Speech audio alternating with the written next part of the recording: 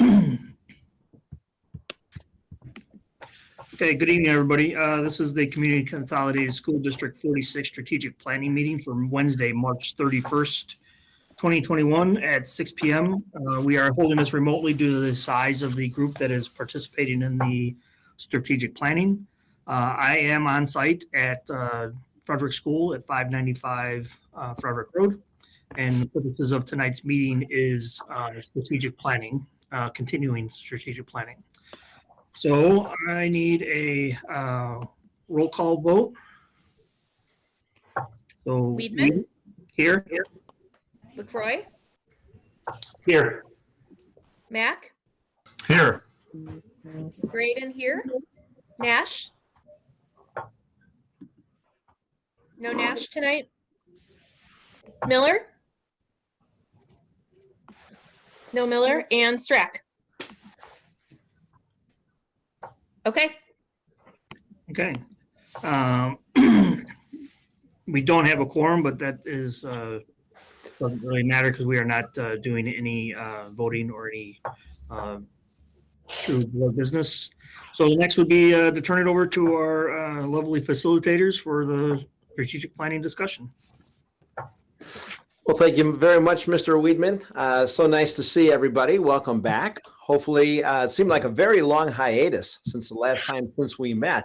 And, you know, we typically start out with, reviewing where we are in the process. And as we were reflecting on where we are in the process, we're at the final stages of it.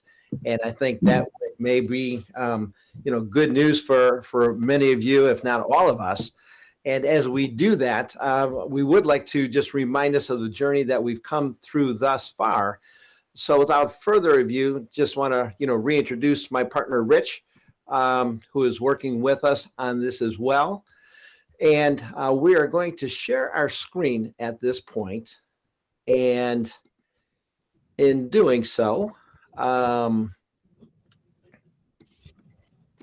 we will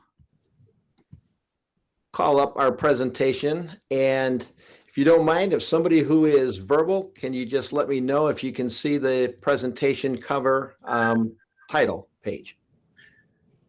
Not yet. Not yet? No, we can't see anything on your screen. Okay.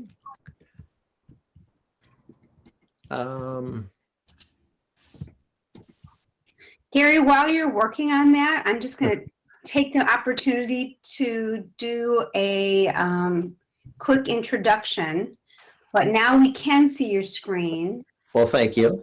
But please do the introduction. Yeah. Okay. So now we can't all see him, but all right. I want to introduce a special guest who soon won't be a special guest at all, but just really a part of our community. We're joined tonight by Mr. Chris Wildman. Give a wave, Chris. Okay. He's the guy you don't recognize next to Adam Halpern. Yep. And Chris is our soon-to-be new Assistant Superintendent for Finance here in School District 46.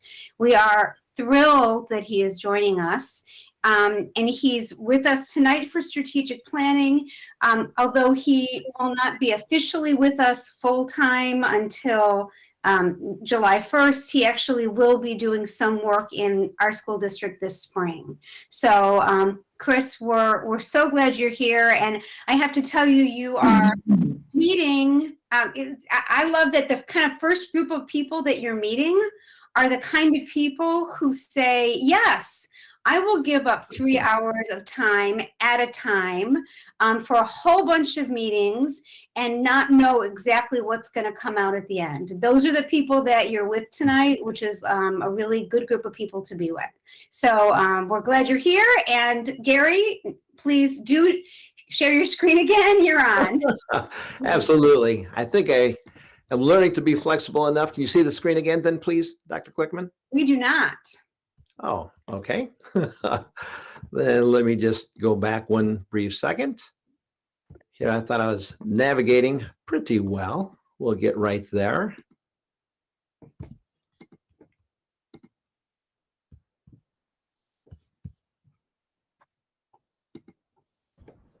Okay, now we've got it. Perfect. Okay. So now you have it. Wonderful.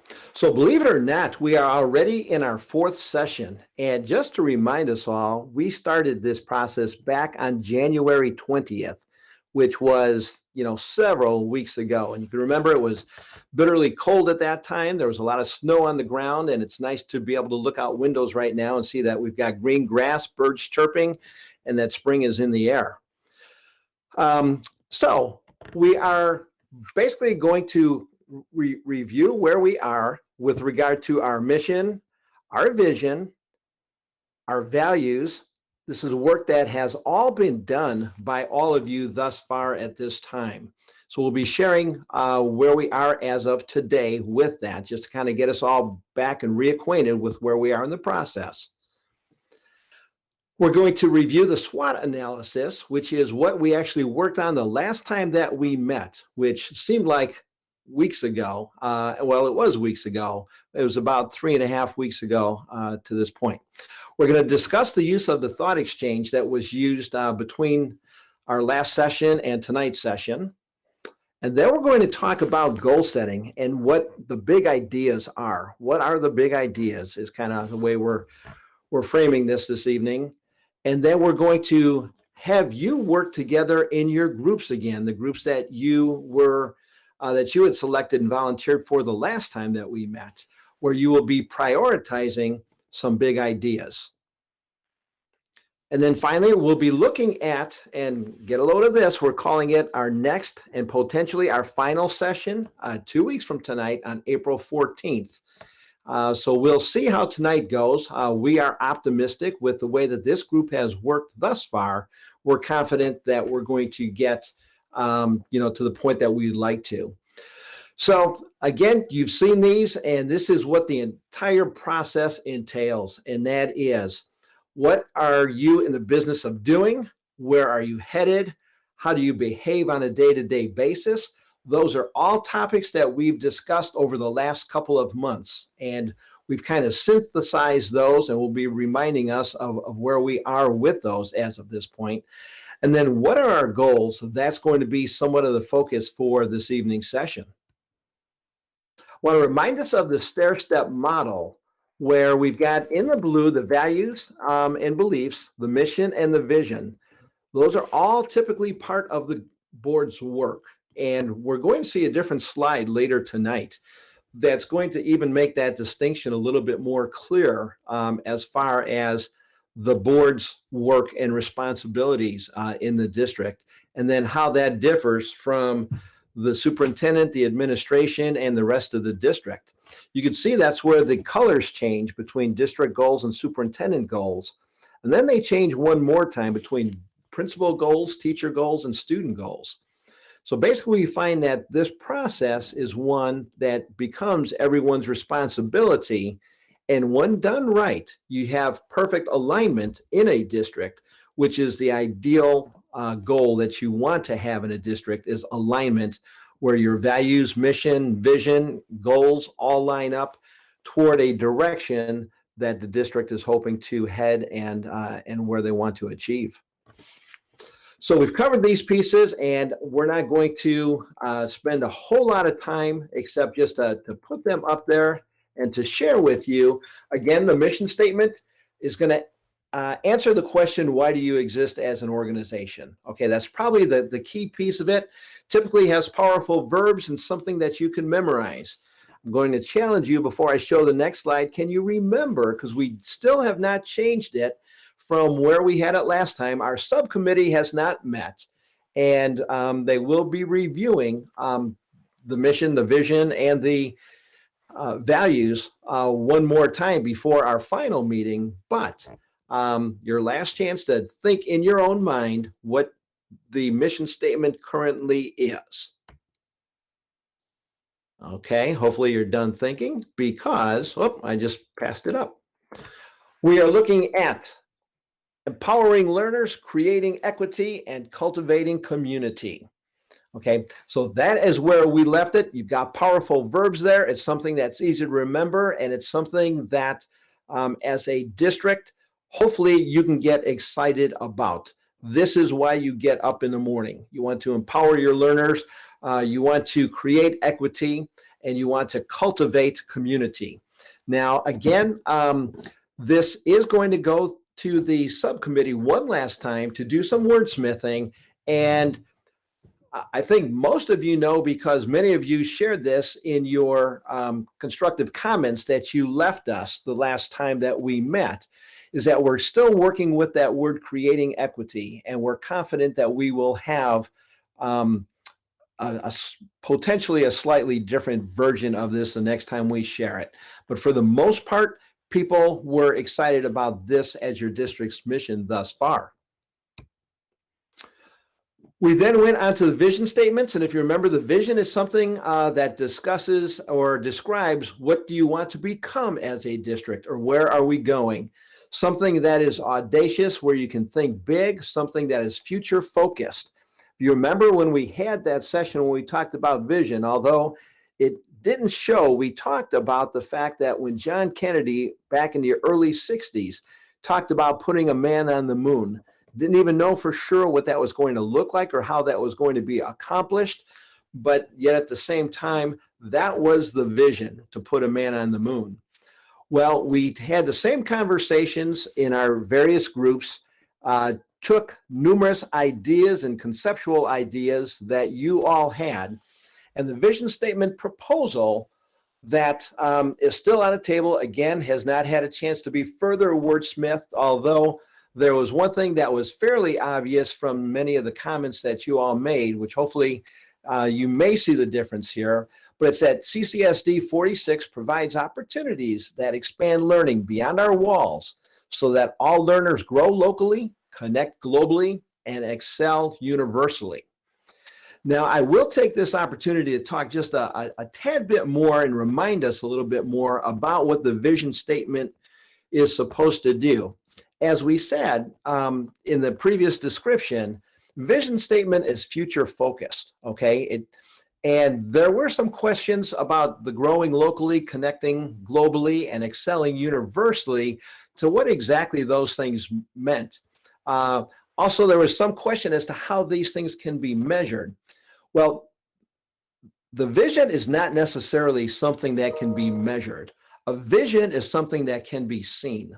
Okay, so the goal with a vision statement is this something that you can see as an outcome for your learners in your school in the future?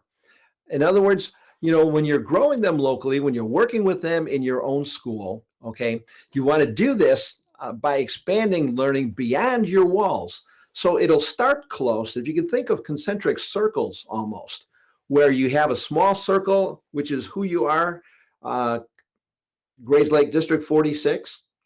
And then the next concentric circle is that global connection. It goes a bit further. Right now, your kids are learning to connect globally, whether they've had the choice to or not. We've had to do that because of our situation with the pandemic. And that's all fine for now, but that's going to even broaden their horizons as to how they can even expand those connections in the future. And then the last piece, excelling universally, basically what that says, and again, these were the words that came from the various subgroups that you all submitted as far as conceptual ideas is concerned. You want students who are going to be able to excel no matter where they are, okay? And that doesn't necessarily mean physically where they are. When it says universally, yes, that does mean big. That's the next biggest concentric circle. But you want students who, that no matter where they are, that they will be able to excel. And I think for those of us who are parents and or teachers, when you see students that you have been, that you have seen grow beyond your school district and find themselves to be successful out there somewhere in the world, okay, that's what this is. And this is what, you know, this is saying, is that you want your district to be one where kids can excel anywhere in the world, even if it's at a local level. You want them to be able to excel. So when you think about that, that is quite a challenge for your district, and why it would make for an appropriate vision statement is that you want your students to, all of them, as they cross the stage in 8th grade, to have that foundation that they need to excel universally, no matter where they are. That will be not only in high school, that'll be in college and or beyond, whether it be in the trades, whether it be in a vocation, regardless, you want students to be able to excel. So I just wanted to take a moment to kind of refresh our memory as to what the vision statement is saying. And we got, a bunch of positive comments about how much people really liked that whole notion of starting local, growing global, and then even excelling universally. They liked that concentricity, if I can call it such. So then what they look like together, you've got your mission of empowering learners, and then you've got your vision of them taking those learners beyond your school walls and then growing them, connecting them, and having them excel universally. So there is a connection between those two, as there very well should be. So again, that was the initial work we did those first couple of sessions that we met together. Then from there, we looked at the values and what were the practices or what behaviors will you practice on a day-to-day basis. And we achieved this by having you all complete a survey where you ranked a variety of values. There were over 50 values, and we narrowed them down to the top 8 or 9 for your district and developed value statements from those. And basically, those are the actions that that people within your district are going to practice to get them to where they want to be, to get them to accomplish and achieve the vision. Those looking at a draft, I don't necessarily want to spend the time. You've seen these a couple of times already. And again, we got a lot of positive feedback on them, but you're looking at, fostering creativity, having a sense of belonging that embraces individuality, looking at personal growth, maximizing student engagement, having a culture that encourages and honors integrity, believing that achievement is something that's realized through collaboration, looking at all voices being heard in order to achieve a collective consensus, which is kind of what we're doing as a result of this process, and then believing that that an involved community empowers everyone through these shared experiences.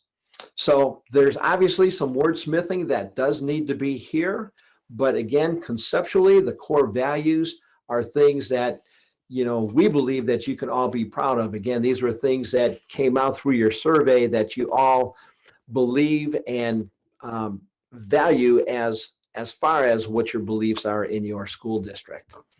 So then we take this piece and we put these 3 together. So, as we've started out with each of these sessions, looking at your district's mission, vision, and values, you can kind of see the foundation here kind of coming together where you've got your mission, which talks about, empowering the learners, including your community. You've got your vision that, basically expands beyond that, where you'd like to be in the future. And then finally, the values as far as what those day-to-day behaviors are going to be as to how you're going to respond in your district. So that, my friends, is the work that you've all accomplished. Again, I just want to share with you what our roles, Rich and I, we are primarily the facilitators. The words that you see here are primarily the words that you have all created. They're the concepts that you have offered and the suggestions that you have made to create this. So I think it's something that you can all feel excited about. And then, as we said, there's a tad bit more wordsmithing to occur, and we see that happening before our final session, so that when you take a look at this, it'll look like a fresh package of mission, vision, and values that you can all be proud of as a district. Okay, I know I've covered a lot in that short period of time, and I can't see anybody or anything as I'm presenting. Rich, do you know, is anybody putting anything in the chat, or does anybody have any comments before I go ahead and just keep the process moving for this evening? Yeah, none at this time. All right. Well, thank you. So then we addressed the current reality of District 46, and this also occurred in our last couple of sessions where you heard reports that were actually recorded then. They've been put on your website, and you've even been given access to them because you all had access to the ThoughtExchange as well, as we looked at the areas of communication, technology, curriculum, instruction, achievement, facilities, and finances. Okay, so that was that aspect. We also then had you select which goal area team you wanted to be a part of, just knowing that we needed people to then, respond differently than what we had prior to this session, where you can kind of focus in a particular area. So we've got the communications section headed by Dr. Glickman. We've got the curriculum, instruction, and achievement with Paul Lewis heading up that group. We've got the technology with Chris Vipond heading up that group. We have the finances with Mary Whirling heading up that group. And then we have the facilities with Adam Halperin heading up that group. Okay. And what you did then from there is that you started doing the SWOT analysis. But before I review the SWOT analysis, when we looked at that stair-step model, and if you'll remember, when we looked at the goals, there were the board goals and the superintendent goals, or it's called the district goals and the superintendent goals. And I wanted to highlight a distinction here, if I may, between the board's work and the superintendent's work. Basically, the work that we are all involved in right now, the strategic planning process, is all basically the board's work. So again, it's a credit to your Board of Education that they wanted to engage in a process like this and have so many of you involved. There are over 50 of you who have volunteered, your time to be a part of this. And it's basically the board's work to then, approve overall the vision, the mission, and the goals. The piece that's not on here is the values, but that is another piece of what the board is typically responsible for approving. Now, the part that we're going to be getting into in just a few minutes this evening is the what part, or the end results. So the foundation that has been set thus far, and again, we're pretty far along with the vision, the mission, and the values. The end result piece here is basically those things that the board will begin to ask the question about what's the what. In other words, what is the board interested in moving forward on with the district moving forward? Okay. I didn't say that as clearly as I would like to, so let me just say that again. The what is, or the what, it is those things that the board wants to move forward on in the future. And that typically comes in the form of goals. And the goals, actually, the terminology we are going to be using for tonight is the big ideas. Okay, the big ideas are going to answer the what for the board.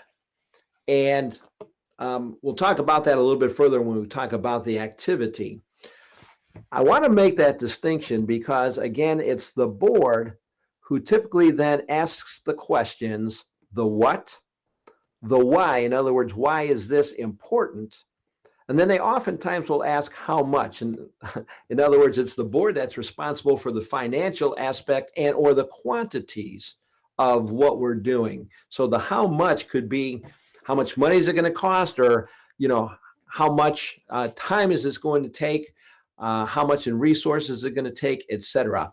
These are questions that the board typically asks. So I mention that because you'll notice from the superintendent side, okay, which is then from the rest of the district, basically, the superintendent typically looks at what are the objectives, the action plans, the regulations, and the procedures. In other words, the superintendent, and I can't help but say because she's in the room, Dr. Glickman, basically determines the how one is going to accomplish the what. Okay, so our goal as the strategic planning committee is to come up with what are the big ideas. Ultimately, it will be up to the superintendent and or groups that she will utilize, whether it be her cabinet, her team, the staff, etc., that determines the how those things are going to get done. So the questions that typically then will get asked are, how are we going to do this? When are we going to do this? Where are we going to do this? And who's it going to be done by whom? Okay, so that's a real important distinction. And this slide, by the way, is not something that Rich and I created to share with you as part of this process. This is something that actually comes from the Illinois Association of School Boards. This is what they consider to be model governance. This is the way quality districts typically do their work. They have the board focus on the vision, the mission, the values, and the goals, and ask the what questions. And then the superintendent and the rest of the district then determine the means for how all of that work is going to occur. Okay. With that, again, I'm apologizing. I'm going to do it this way. Rich, any questions in the chat, or does anybody have any questions? Yeah, none at this time. Okay. So we go ahead and share this because, again, the work that we're going to be doing tonight in our subcommittees is taking a look at the work that has been done thus far, and that is the SWOT analysis. And I have just a sample of a SWOT analysis that was done the last time. This, again, if you'll remember, the SWOT analysis looked at the strengths in that area, the weaknesses, the opportunities, and the threats. This was information that upon hearing the current reality that was shared by various people from this group, that these were those areas that were identified in these categories. So the strengths are the things that your district is doing well. Weaknesses are areas that district may not be doing as well as they would like to be doing in that area. Opportunities are just that. What opportunities might we have to address those things in the future? And threats are those things that you just need to be aware of that you oftentimes don't have control over, but you should be aware of them nonetheless. With this kind of practice, I didn't make this analogy last time, but it's, as a homeowner, if you were to take a look at your home, you've got certain strengths. In other words, things that you're very proud of your home, that, everything looks good in that area of strengths, if you will. You've got weaknesses. You've got certain things that, probably can be improved that may not look as good as you may want them to. So those are things that you can take a look at for the future. You've got opportunities. You may be saying, you know what? We need to do such and such around our house. We're going to take that opportunity and do this, which may address a weakness, or it may just be something that you want to do to further enhance your home. And then a threat is something that you've always got to be aware of that may linger out there. A threat can be, as far as our homeowner analogy goes, inclement weather, which you can't control. In this case, in the area of finances, Springfield, what happens down there, you cannot control. If there's a property tax freeze, you as a district are not going to be able to control. So you all did this exercise in the areas in which you worked. And this was good information because what we're going to be asking you to do is not only looking at this, but then also looking at the ThoughtExchange information, which we'll be sharing now, and then talking about looking for and at what are some of the big ideas in that area that you think need to be addressed and or focused on in the district to move it forward. So bear with me as I continue. So the Thought Exchange report, Dr. Glickman posted this Thought Exchange. All of you had the opportunity, as well as some other people who were once upon a time invited to be a part of the stakeholder group or wanted to be a part of this stakeholder group and weren't able to be. So we even went beyond this group a little bit to get a few more opinions, if you will, regarding each of the 5 areas. And Dr. Glickman, very nicely worded questions as it related to each of those 5 areas as far as what are some of the things that the district can look at to improve in these areas. Okay, that was the nature of the question. And what each of you will have at your disposal this evening is this Thought Exchange report. And this is just a picture of one from the curriculum instruction and achievement question that was asked. And each of those who are leading the groups have somewhat of an idea as to how to navigate and address these thoughts. But for the most part, every group has what would be considered to be the top 20 thoughts that receive the highest star ratings in the Thought Exchange as it relates to your topic of the committee that you're on.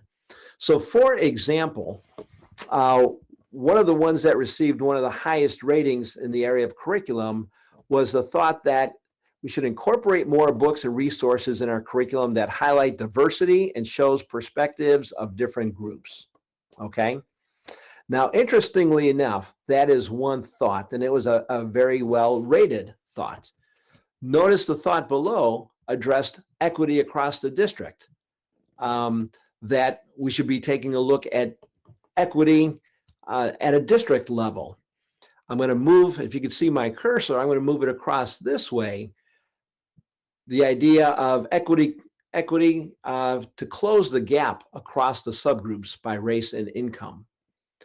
And then there's another statement here that talks about the fact that white students seem to be exceeding and outperforming minorities, that there may need to be a focus on equity. So even though there are 20 different thoughts, you may see some patterns in some of these as to help you as a group determine and or decide based not only on this thought exchange, but then also based on the discussion that you had in your SWOT analysis groups, because you'll be with that same group. But what are some of the big ideas that the district needs to be looking at as it relates to this information? One of the things that our firm at Leadership Solutions prides itself on is utilizing the data that's available to you in order to help make decisions. And we think that between the data that you receive from the current reality messages and or presentations that was then talked about and discussed as you talked about it in your SWOT analyses, and then coupled with your thought exchange information for your area, that gives each of your groups more than enough data to take a look at to try to determine what are some of the key areas of data that we're hearing and that we're thinking about that we as a district could maybe move forward with. Okay. So we say all of this as a background to say that this is, for the teachers in the room, you're going to love this. This becomes somewhat of your culminating activity in that, we've spent the last several weeks looking at mission, vision, your values, and then looking at these specific areas in which to begin to address some goals in the form of big ideas. But what you're all going to be asked to do is that as you break up into your 5 groups in just a few minutes, that we're going to ask you to reacquaint yourself with each other, to go ahead and review the data from your SWOT analysis, as well as what you have from your ThoughtExchange, with the hope then of identifying some of these big ideas. You can kind of brainstorm on what themes are appearing as a matter of, those conversations. And then as a group, each of you are going to be asked to come up with and prioritizing 3 big ideas that your group believes to be the most important things that the board should consider doing moving forward as it relates to your area based on the information that you've got in front of you. Okay? So the big step, the first step in the big idea process is looking at all this data and then just kind of brainstorming and prioritizing, brainstorming and coming up with some big ideas for yourselves, okay? Once you have some big ideas, then you can begin to prioritize them. And then once you prioritize them, these questions are there to help you then determine how important this is. In other words, you're going to be asking the question, why is it important to look at this big idea? By when might we want to accomplish this or address it? And then how are we going to know if we've been successful in addressing that big idea? Okay, so we've got a chart here, and all of this information will be available to your groups and your group leaders, that as we break into our 5 subgroups in just a few minutes, that you will then have the opportunity to begin having those conversations. Also want to remind you that, again, as a backdrop, and that information will be is provided for you as well, be thinking about your mission. You're looking to empower learners. You're looking to address equity. You're looking to cultivate community, okay? That's what you're in the business of doing, so that should be somewhat of a backdrop. And then as you're doing that, you're looking at your vision and saying, we want to expand beyond these walls. We want to grow our kids. We want them to be well connected, and we want them to excel in life. Okay, so that, again, my friends, is the task that's before you tonight. Now, I know there's been a lot of talking on my end, and I apologize that it took so long to get us to this point. But I wanted to make sure that we kind of had the big picture understanding of what we're looking to accomplish here with our big ideas. So with that, I've kind of turned down the screen. That information will be available to you. And in doing so, we're more than glad to entertain any questions that we can answer for the group, if we may, before you move further. Lynn, did you have a comment that you wanted to make? Yeah, just a clarifying question that might be helpful. Sure. You were talking about prioritizing. Yes. I know this is being really very literal, but Sure. Are we identifying which 3 topics we think are the most important based on the backdrop, and therefore we have prioritized those 3? Or are you suggesting that within those 3, you also want us to prioritize them 1 to 3? That is an excellent question, Dr. Glickman. For the most part, we're assuming that you may, in your conversations, come up with more than 3 big ideas, okay? That you may have more. We're going to ask you to prioritize and just give us what we call the top 3, but those top 3 do not need to be prioritized. In other words, 3 big ideas that you would like to see the district address. So when you think of it, folks, and again, thank you, Dr. Glickman, for asking for that clarification, because when you're taking a look at the fact that we've got 5 different groups and each of you are coming up with 3 big ideas, it's going to be 15 big ideas for the district. And you may remember back when we first started the strategic planning process, and we may have even alluded to some conversation about goals, saying that, districts, it's not in the district's best interest to have too many goals. Well, we're going to have 15 big ideas that we'll talk at once you've had a chance to come up with your big ideas as to what we're going to do with that information and what we're going to do with those 15 big ideas. We don't want you to necessarily think that all 15 of those necessarily are going to become goals, but we want you to work on them and share your thoughts behind them in such a way that it makes sense that those would be the ones that we'd be working on. Okay. What else do we need to help? I see a couple of comments coming up in the chat box. Please put the link to the document with the links for the groups in the chat.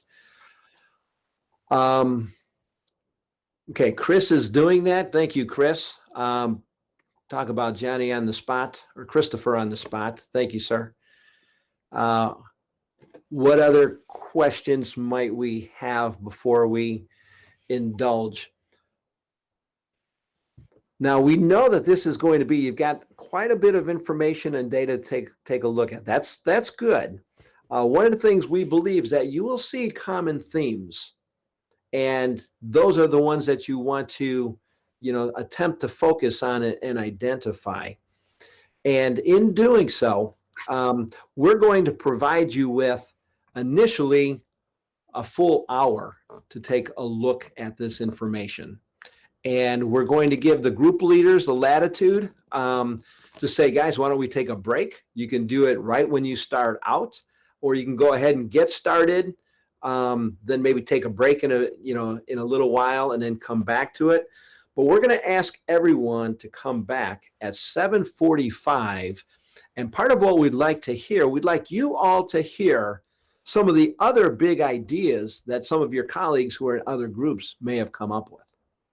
Okay, so that's going to be our major focus for tonight, and that is looking at what some of those big ideas are that ultimately are going to be transformed into goals in such a way that the board can consider moving upon those in the future. Okay. Any other thoughts, comments, or questions? I'm glad you had spring break last week. You needed it to be ready for this activity. Thank you. You all look bright-eyed and ready to move forward for 6:45 at night. You look really good. So thank you. If there's not any other questions, Dr. Glickman, anything else that you can think of?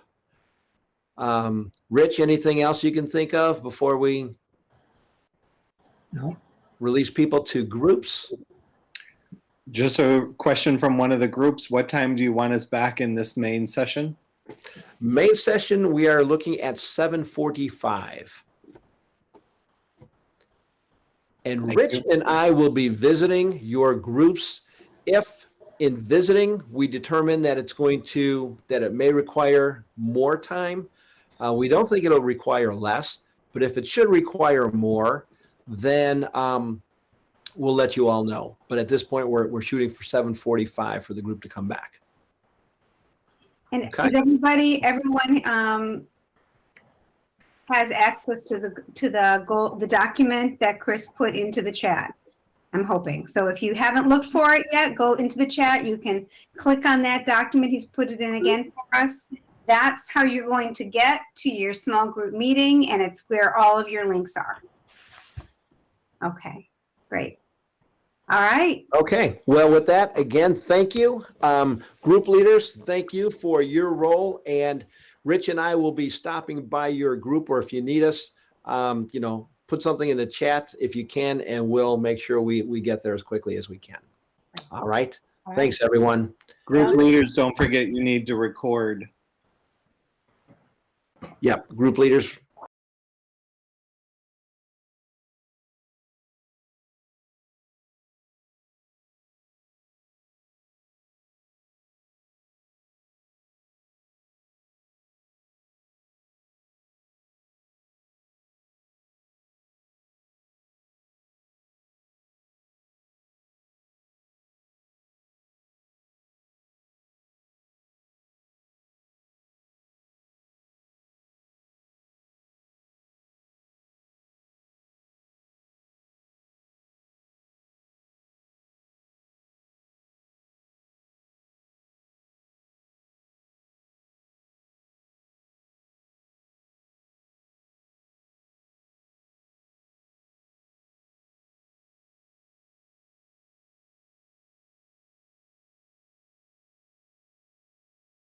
right now because of all that sitting? No, you're ready to go. I can see it. All right. Okay. So it's always good for me to remember what I'm doing. All right, I'm going to go ahead and record. I think we're all in here. Everybody's on their best behavior. By the way, our group is the group that's going to be live streamed, just so you know. Okay, if there's anybody out there watching, they're watching us. Okay. I don't think there's anyone out there watching. All right. Okay, we are recording and we are being live streamed. All righty. So let's do, it's been a while, so let's do a quick round the screen of a reminder of who we are and what our connection is to the district. So I'll start up here at the top. On the top of my screen. I don't know where I am on yours. I'm Lindsay Smith. I'm the superintendent in School District 46, and I'm thrilled to be with all of you tonight. And we'll go to Aaron next. Hi, I'm Aaron Gross. I'm the assistant principal of Grays Lake Middle School. Hi, Aaron. And Kelly. Hi, I'm Kelly Decino. I have 2 daughters at Park Campus. And Cassie. I'm Cassie Carba, and I'm the head of youth services at the Grays Lake Area Public Library. And Christy. Hi, everyone. I'm Christy Braden. I am a Frederick mom. I have a 5th grader at Frederick, and I also serve on the D46 board. Hi, Christy. And Samantha. Hi, I'm Samantha Eister. My daughter is a 6th grader at Frederick, and my son, he's 4, but he does speech now through the school. Stacy. Yes, I'm a mom of a 2nd grader at Prairie View. Stacy. Kathy. I'm Kathy Stroud. I'm the psychologist at Meadowview and Woodview Schools. And Kristen. Hi, I'm Kristen Herman. I'm a speech language pathologist with the Early Childhood Center here at the district. And Elisa. Good evening. I'm Elisa Bundy. I'm one of the nurses in the district, registered nurse. And Brandon, are you with us? No, I don't think Brandon is with us. We can see his icon up, but I think that's actually how we are being live streamed. So I don't think, but if Brandon, you do show up, we'd love to hear your voice. Okay. This is a really well-rounded group. And as I think through the lens of communication and why it's important, I love seeing this well-rounded group of people thinking about the topic of communication. So really glad that everybody's here. And why don't we dive right in by looking at that SWOT analysis document? I think it would be helpful for us just to remember what was in there. And I'm going to go ahead and open it and share my screen. You can look at it, that way, or you can certainly dig into our links and look at it like that. But I'll go ahead, get it open.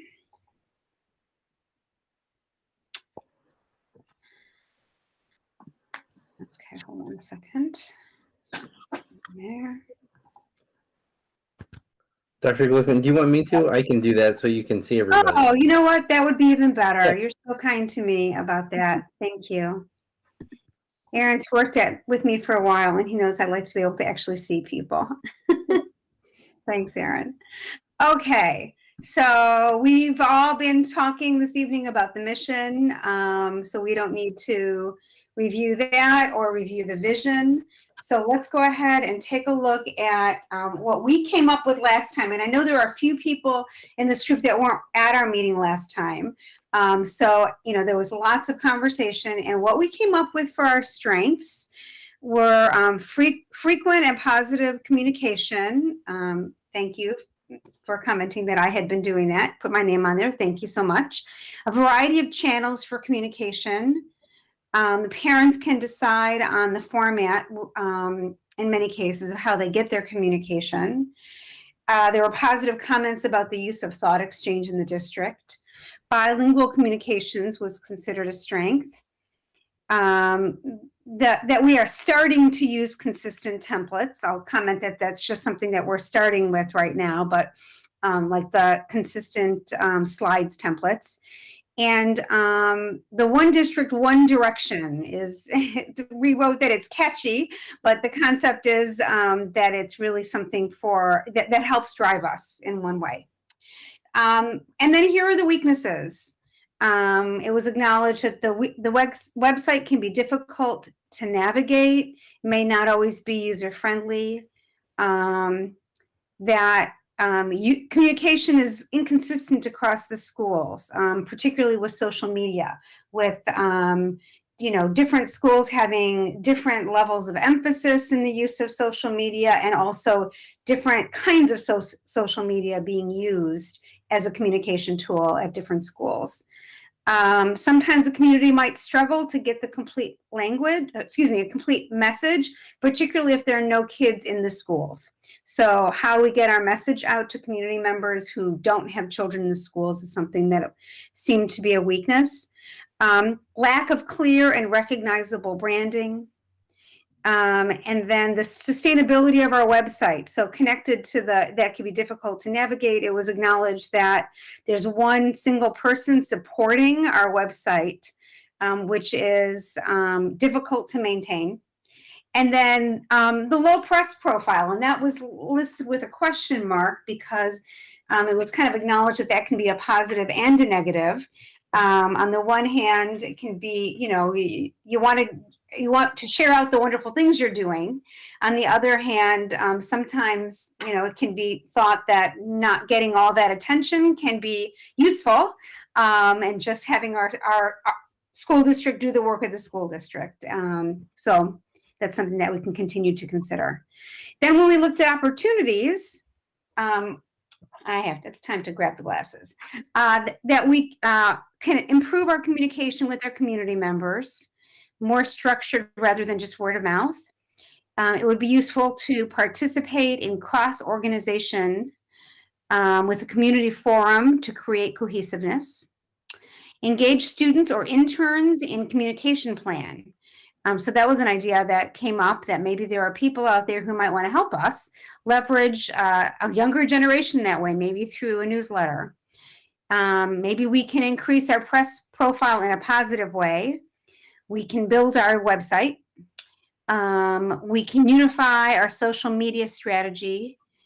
It could be useful to make it easier for people to access school metrics. Perhaps we can improve how we advertise our board meetings. And I don't remember this on here. It says turning off public comments. Oh, we can't turn off public comments for public comment when we're at a board meeting, but we can on our website, on Facebook. And I think that might be what that one's about. I can't remember for sure. I think it is. Yeah. That on our Facebook page, anybody can comment on it, but that is not necessarily typical in school districts. And we can change the settings so that the school district is just putting out their message and a Facebook post, and people are not able to comment on it. So that's an opportunity. And then the threats. So these are the things, remember, that we really don't control. Social media can turn negative. Hacking is a threat. We could get unwanted press. Any communication that's done poorly can cause frustration and disengagement. Don't want that. Timing of rollout. And this was about, this I think, if I remember correctly, was really about the sharing out of our new strategic plan and the importance of kind of not being tone deaf to this topic in context of what else people are thinking about, particularly with the pandemic and a turn to 5-day-a-week school for families. So we want to ensure that people have the right mindset when they get this information. So I'm not sure, maybe we put that in threat, but maybe that belongs somewhere else now that I think about it. I'm not sure. Too much output can be a threat, can be overwhelming. We want to find the balance of media and which social media outlets to leverage. Can be time consuming and costly to be using social media sometimes. So that's what we came up with last time. It was a while ago. I'm curious if there are, first of all, comments from any of our members who weren't at that meeting. Is there anything you want more explanation of, or anything that you would hope we would be thinking about?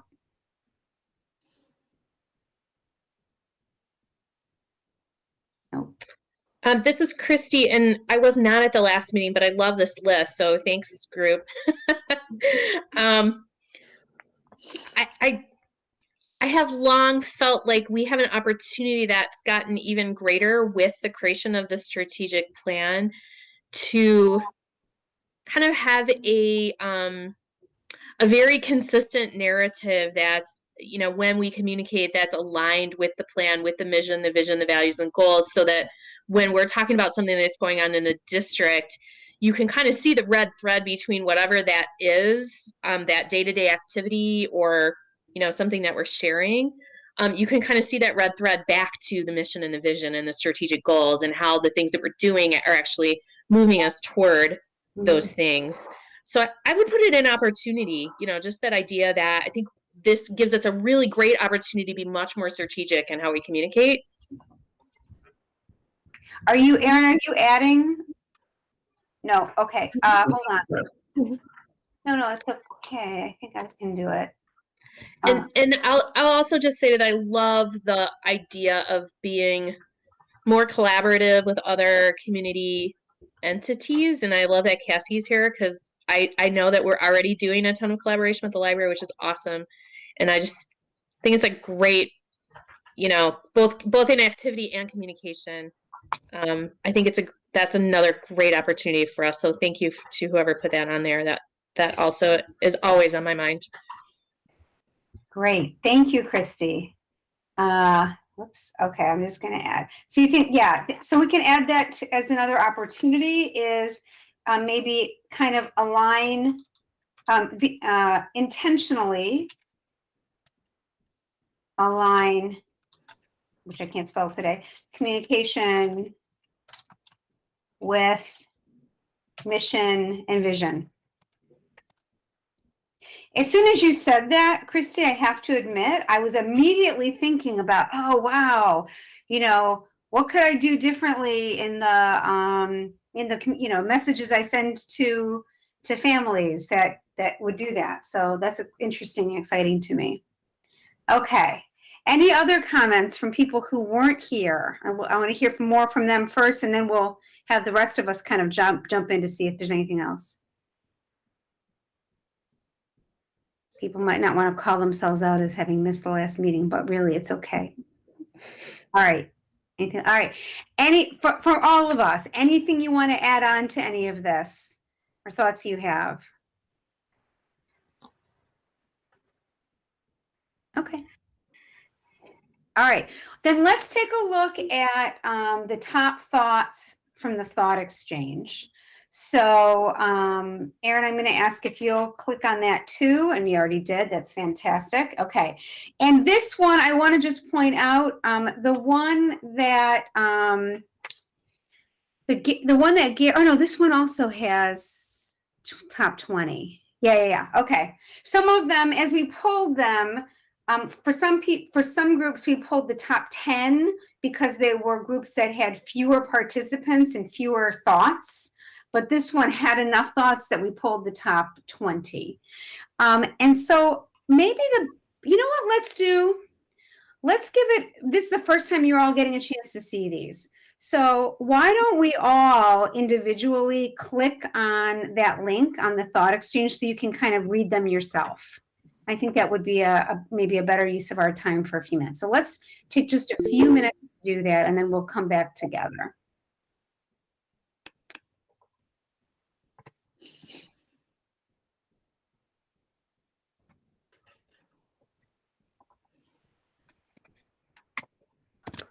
I just put it in the chat in case anybody needs it. Okay, thank you.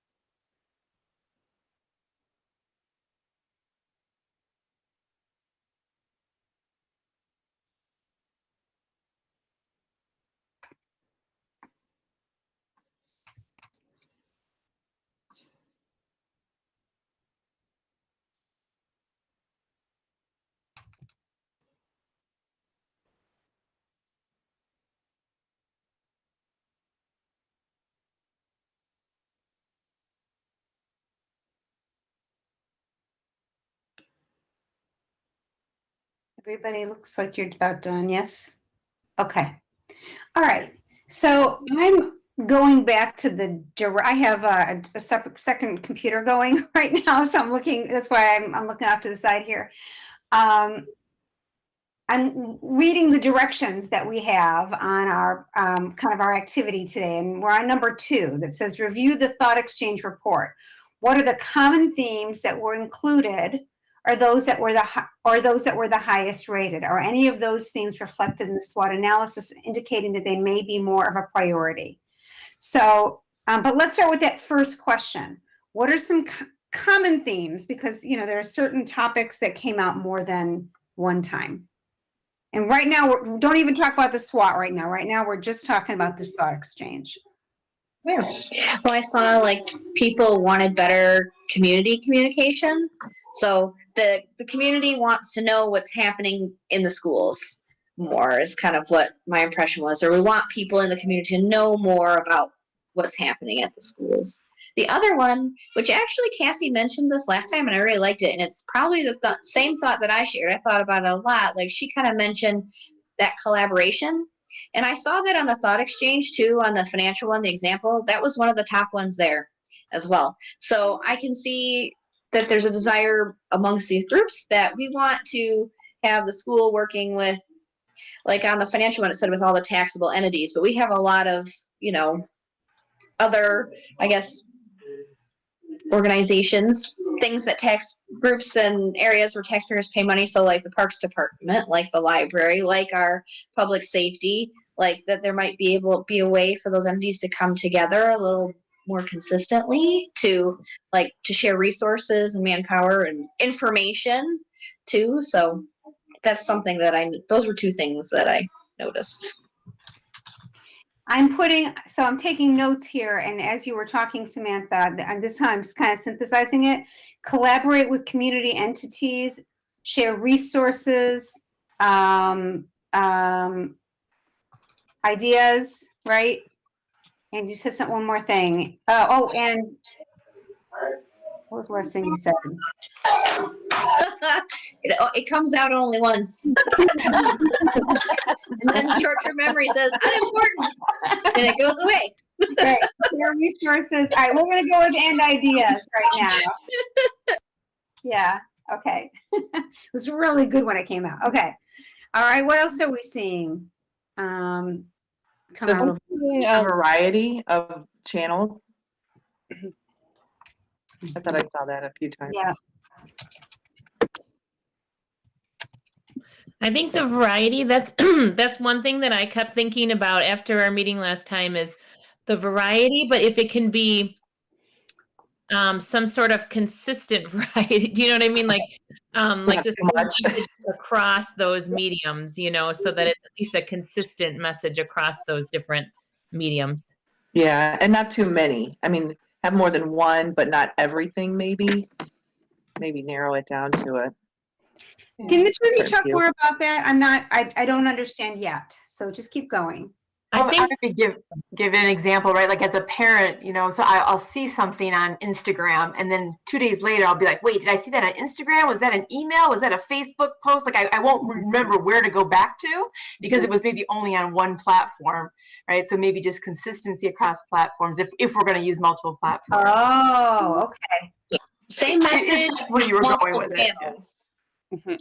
Yeah, so whatever you put on an email, put that also on, you know, some other, you know, social media medium, I guess. Okay. Okay. Now I get it. Thank you. Also, universal access to the information. So some referenced non-English speakers, and some people who don't have access to technology.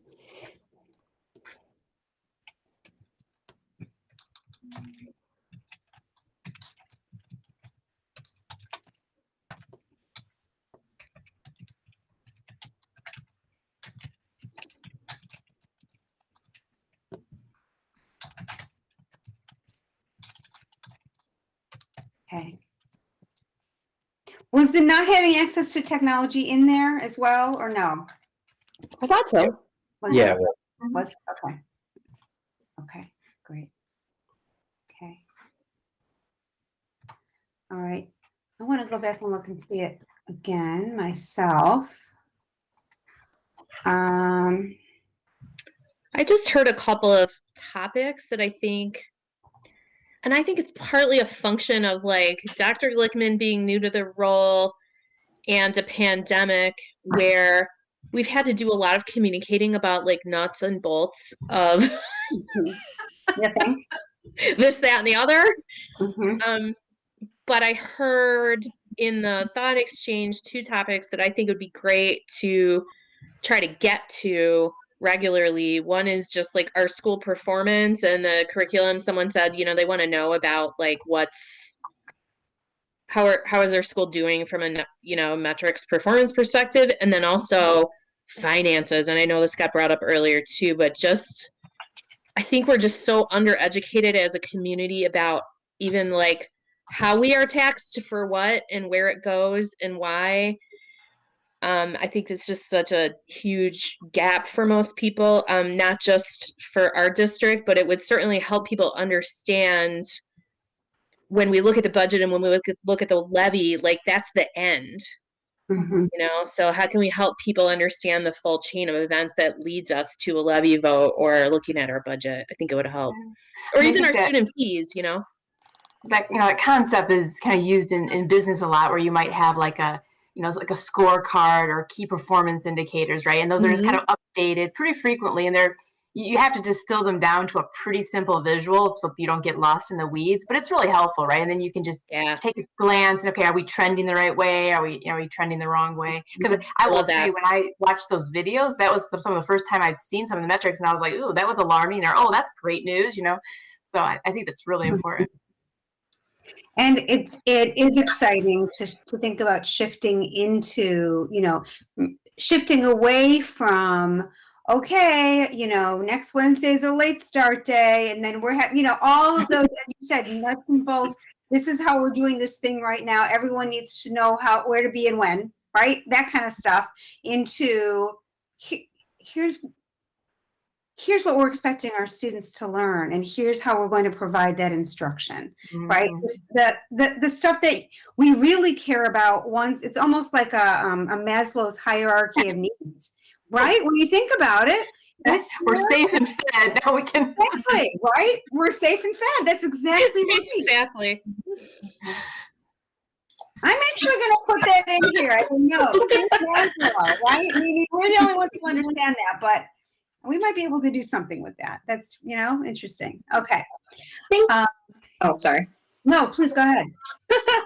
Didn't mean to talk over you. I always do it on here. Like I miss those physical cues that tell me to be quiet. You're great, Samantha. Go ahead. And I'm ready to type. So then when it comes out, I'm ready. Go ahead. I was just going to say one thing that that came up here, it seemed like a lot of that communication with the community and like things like that. We need a way for the community to be able to communicate back. So like they want to hear from us, but like so that I guess the district can hear back from the community. So I know you talked about social media, that's kind of odd that we leave commenting on, but then how do people, speak back, besides the board meeting? Because then that just creates one instance or one opportunity versus an ongoing conversation. And like, I know that's a big push within other organizations, that idea of like smashing that hierarchical model a little bit, like in the sense like flattening it, right? Like, so there's dialogue both ways. Yeah, not like there's not shortcomings to that, but like, that's kind of like that idea of communication from the district, but the district getting it back in a broader way too. There was kind of a comment around, I think they were trying to get at this idea of like, you push information out, but you don't synthesize the information that's coming in very well. And maybe there's not even a good forum for it to come in, let alone being able to synthesize it. But I think that is important. And I just wanted to add that, with the whole nuts and bolts and making sure everybody's safe and fed, I think the district played with some different things, some different ways to do things, tested them out, saw how they work. So I think by what's been done with the nuts and bolts and the things that had to get done in the past year has given everybody a better idea of what can or should be done and other things to do. So it was good for two reasons. Thank you, Stacy. All right, good. All right. Well, this is a lot that we pulled out of there.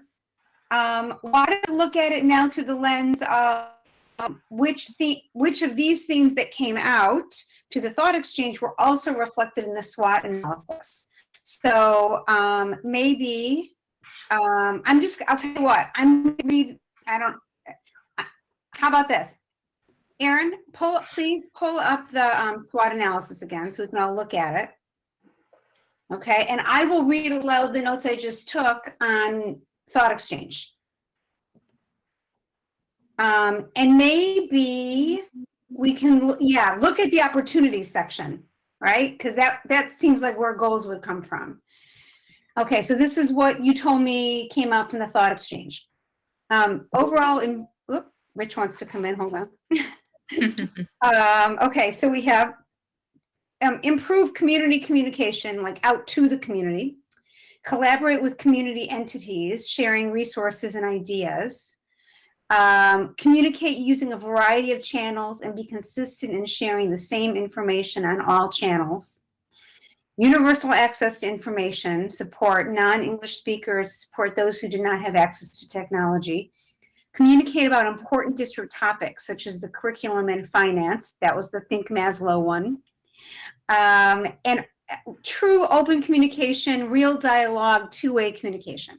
So those are the things that you pulled out of the thought exchange. Which of those really seem to be on the SWOT as well? I think improving the communication with community members, more structured, and then also below that too, I think that next one, participate in cross-organization community forum to create cohesiveness. I feel like those both touch on that community. Yeah. We have the unified social media strategy, so I think that kind of captures that, consistency, but also variety. And then the more easy access to school metrics, I think, was the finance, and then the important district topics. Yeah, and then what we expect from the kids, the goals. What did we? I can't remember how that was raised, but yeah. That's the Maslow one, right? No, more like the scorecard or the kind of metrics. Yeah. Well, okay, so right. So I'm just going to add to it. Communicate about important district topics using with easy access, right? Or using an easy format. Yeah, because I think those things go together. Okay. With this computer. All right, let's keep going. Okay. All right, and then we have some on the opportunities that didn't show up here. Although, can we, for example, that newly built website, I still feel like work on that, but can that be part of? Right, because I know something with the unified strategy or something. Yeah, I remember looking at the thought exchange that bubbled up pretty high on the tech side. The new website, so it might get captured in one of their big ideas. I don't know. Yeah, but it could be. So you're saying it could, like when we talked about having an easy to use format or a scorecard, that could be part of a new website. Is that the idea? Okay. Yeah, it could be incorporated in some of the other ones, I think, maybe. Yeah. Okay. Okay. Getting that one in. All right, so that one also seems to be a high priority. Okay. Okay, so we have improved community communication, collaborate with community entities. Sharing resources and ideas, communicate using a variety of channels and be consistent in sharing the same information on all channels, and communicate about important district topics. Using an easy format, think about a scorecard such as curriculum and finance, maybe with the new website. Big topics. Okay. Okay. So maybe now we move down to this next part. And I think it would make sense at this point, Erin, why don't you please display the goal setting exercise sheet?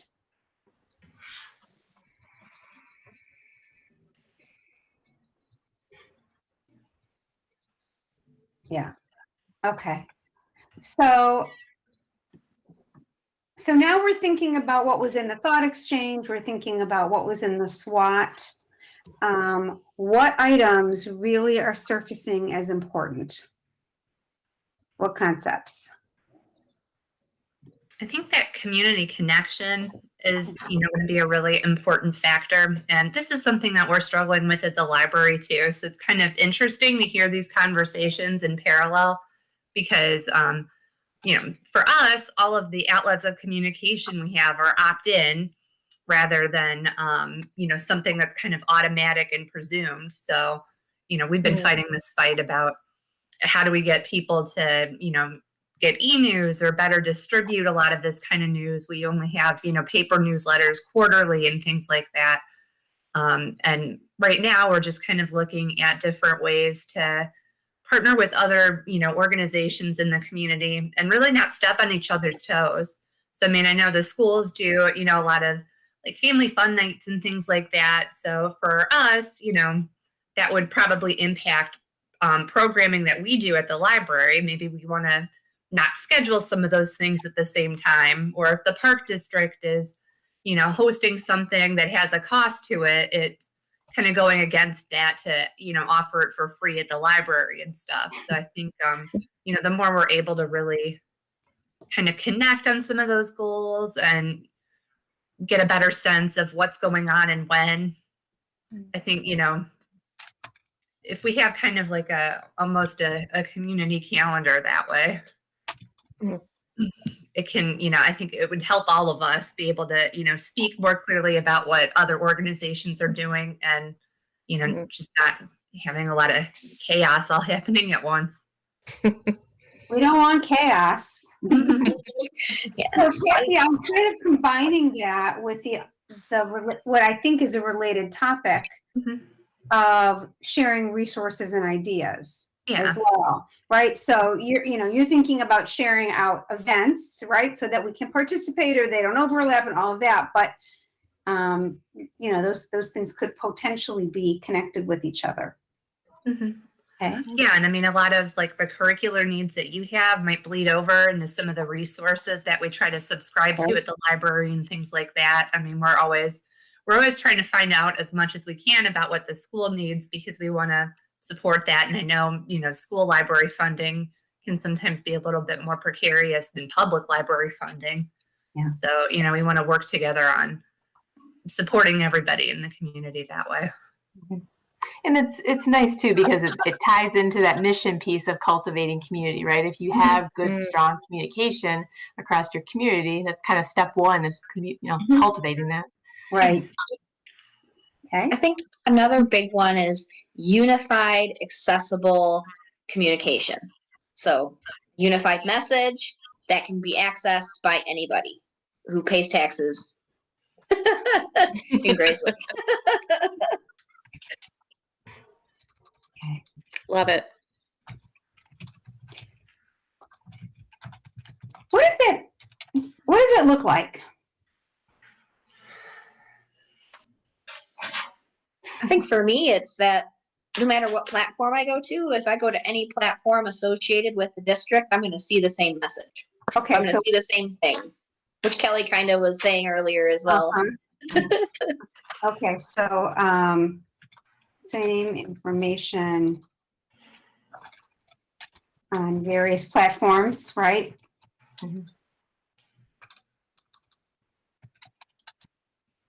And different modes is more than platforms, but different modes, I would say. So like you might still send a paper flyer home with kids, when there's like a book fair, for example, but you also are going to talk about it on Facebook or on whatever your social medias are. You're going to put it on the website. You're going to communicate it broadly as possible.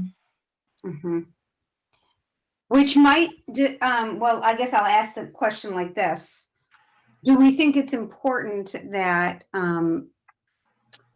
that no matter where your kids go to school, you can expect to be able to access information using the same channels? So, you know, if one school is using Twitter to send out information, for example, then all schools are, that kind of thing. One school has an active Facebook page, then they all do, like that. Yes. Yep.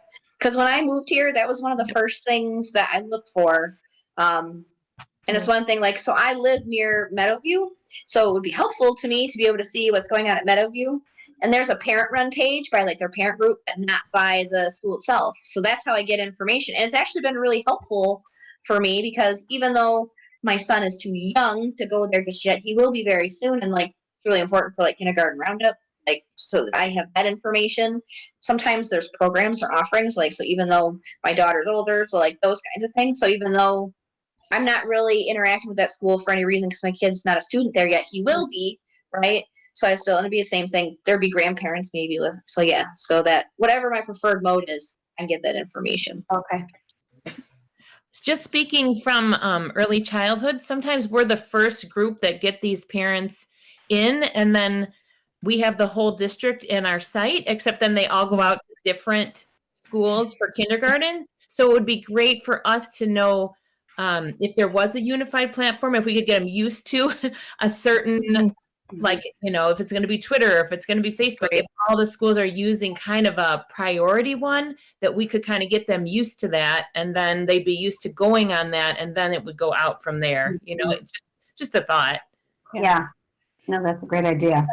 And also, it goes the opposite direction as well. Then when they go from early childhood, spread out to elementaries, and then back in to Frederick and the middle school. Right. And so you get them where maybe they've been used to using different things, and now they're coming to Frederick, and now what? Right? Yeah. Yep. Okay. What else? What else is coming out as being important?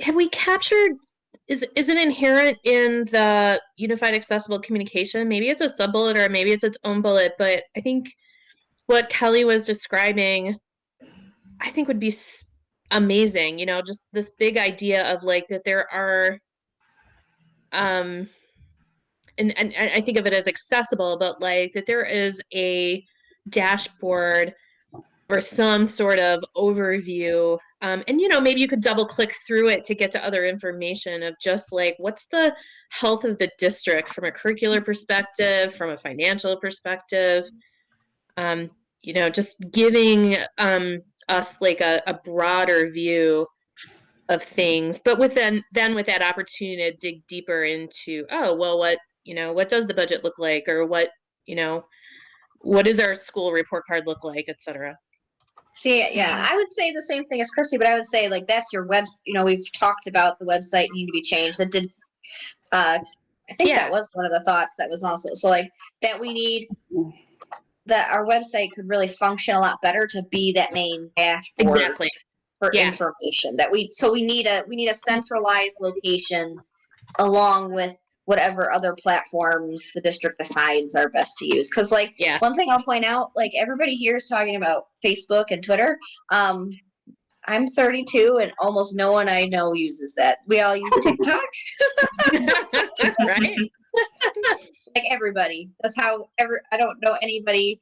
Like we'll have Facebook, but that's because our parents use Facebook. And like, you know, like, and we came up in it, so we still like have them, but like we don't use them. Okay, Samantha, enough out of you. You're making me feel old. But I'm just saying it changes. Hearing it, I really appreciate hearing it, Samantha. It's not trying to be like, oh, you guys are old people. That's not what I meant. It was more like it changes so much. So if you have a centralized place, like a website, like obviously I still use those, right? Like that, I don't think that's going to change if you have a centralized, and then you can modify your other platforms as needed. So your social media platforms will probably always be changing because that's a very fluid space. How people like to communicate there will probably change a lot over time, just even in the next 5 years. You know, I think this is a really important point. So it didn't come up in the Thought Exchange, but it is on our opportunities. And I think I saw it in some of the other work streams on the Thought Exchange, but this idea of like getting the students involved. And if you think about what we have here, and we think about the mission, we've got the cultivating community piece, right? And we've got the equity piece in terms of standardizing. But if we talk about the empowering the learners piece, well, maybe that's a perfect opportunity, right? Get the students involved, make sure that, you know, maybe we are using some of the more later hippest tools. And somehow, I don't know, and maybe it's not just the immediate students, it's like, it's the older students in the community or something. I don't know. Yeah. It could even be an add-on. I don't know if every school has this, but like Meadowview has MBC. And it was my son's like greatest sorrow that he didn't get to do MBC his last year at Meadowview. People might not know, Christine. Yeah, that's Meadowview Broadcasting. So it's the, yeah, they get to go and be a producer, or, you know, they have a different role that they go in and do, and it's like the morning announcements and stuff. And it's awesome. So it's like, oh, we already have some kind of structures probably in different schools throughout the district, and how could we build on that so it's also maybe they can get involved in the asynchronous stuff as well.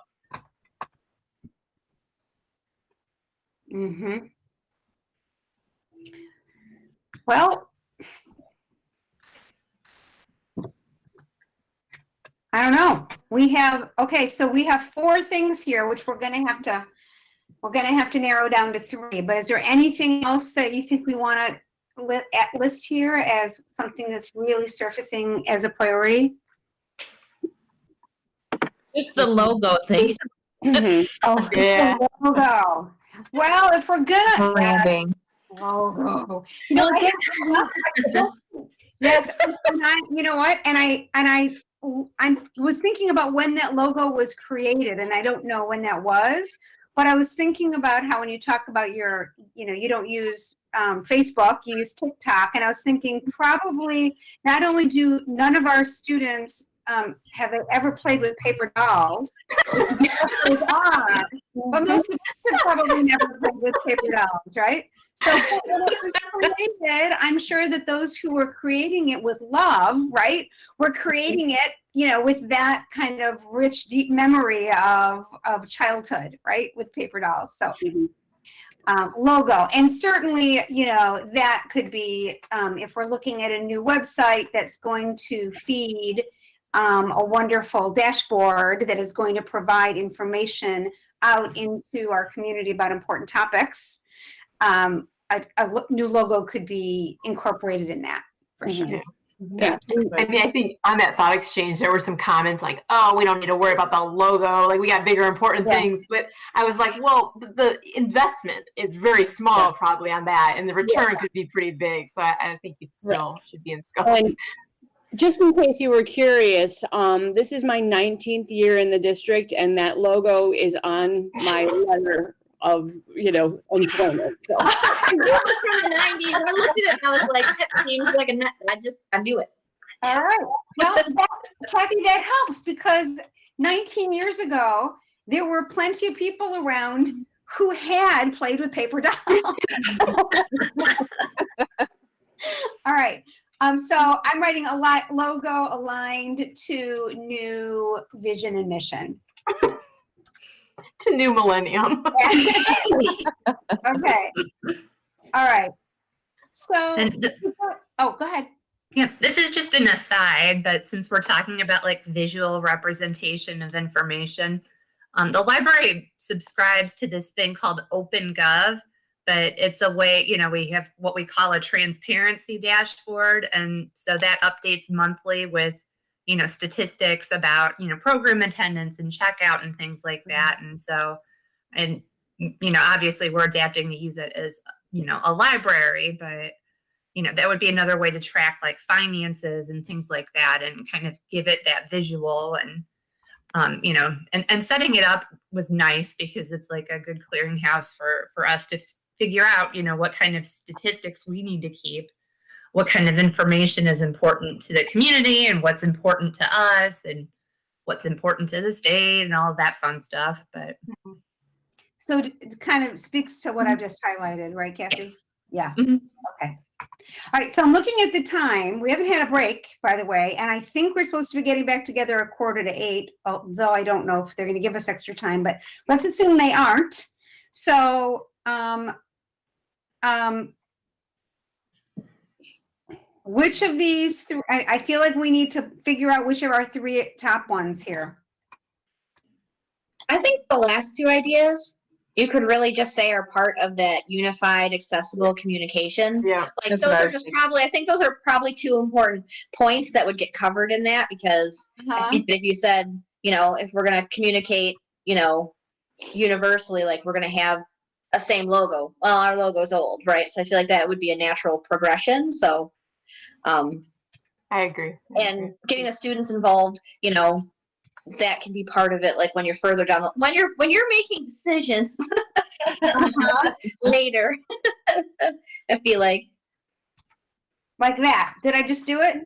There you go. All right. So, you guys, are we happy with that? Mm-hmm. Yeah. I mean, this is, we're going to all right. So, okay. Didn't mean to do that. All right. I'm going to put these down here again for ease for us. I did nothing. Wait a minute.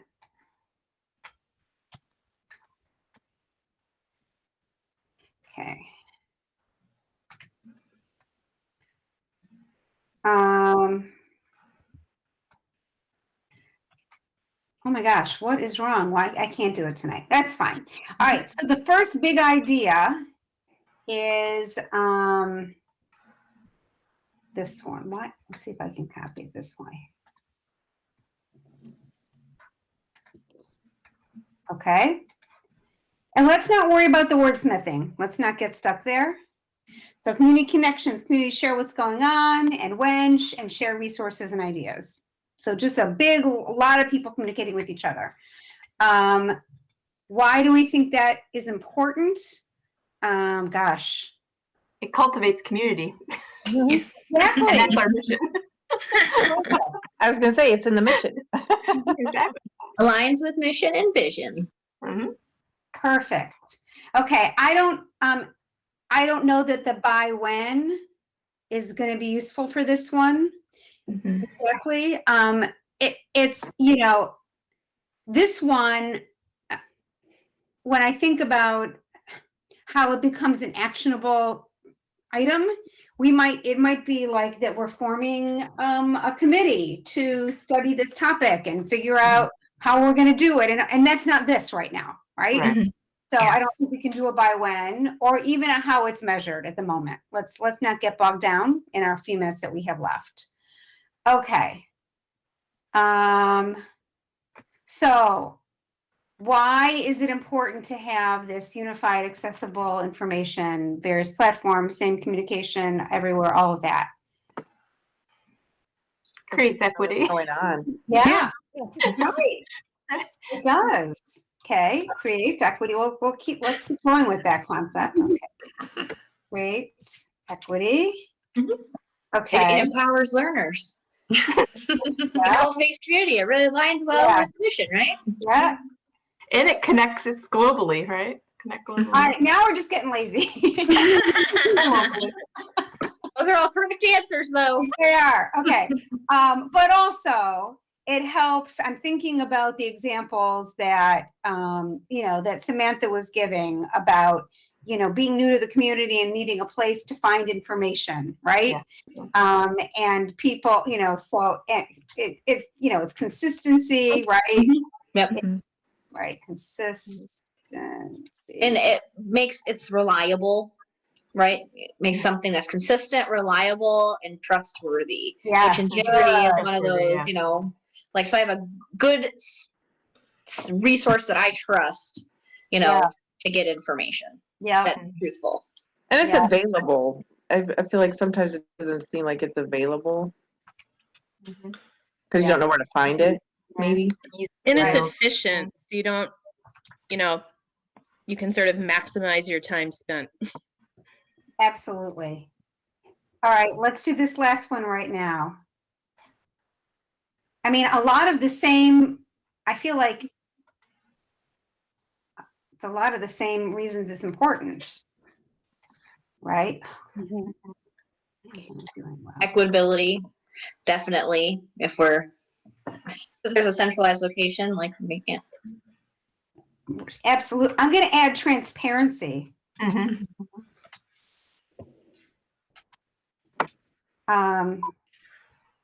It could also be like a recruiting or like an attraction, you know, right? To someone looking for the district, they quickly see that and like, oh wow, this is a great school.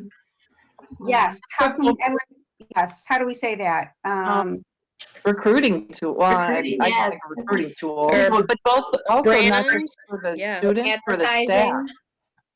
for the students. Yeah, and staff, that's good. Yeah, recruiting, yeah.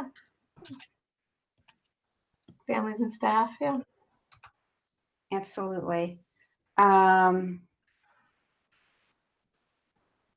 Good.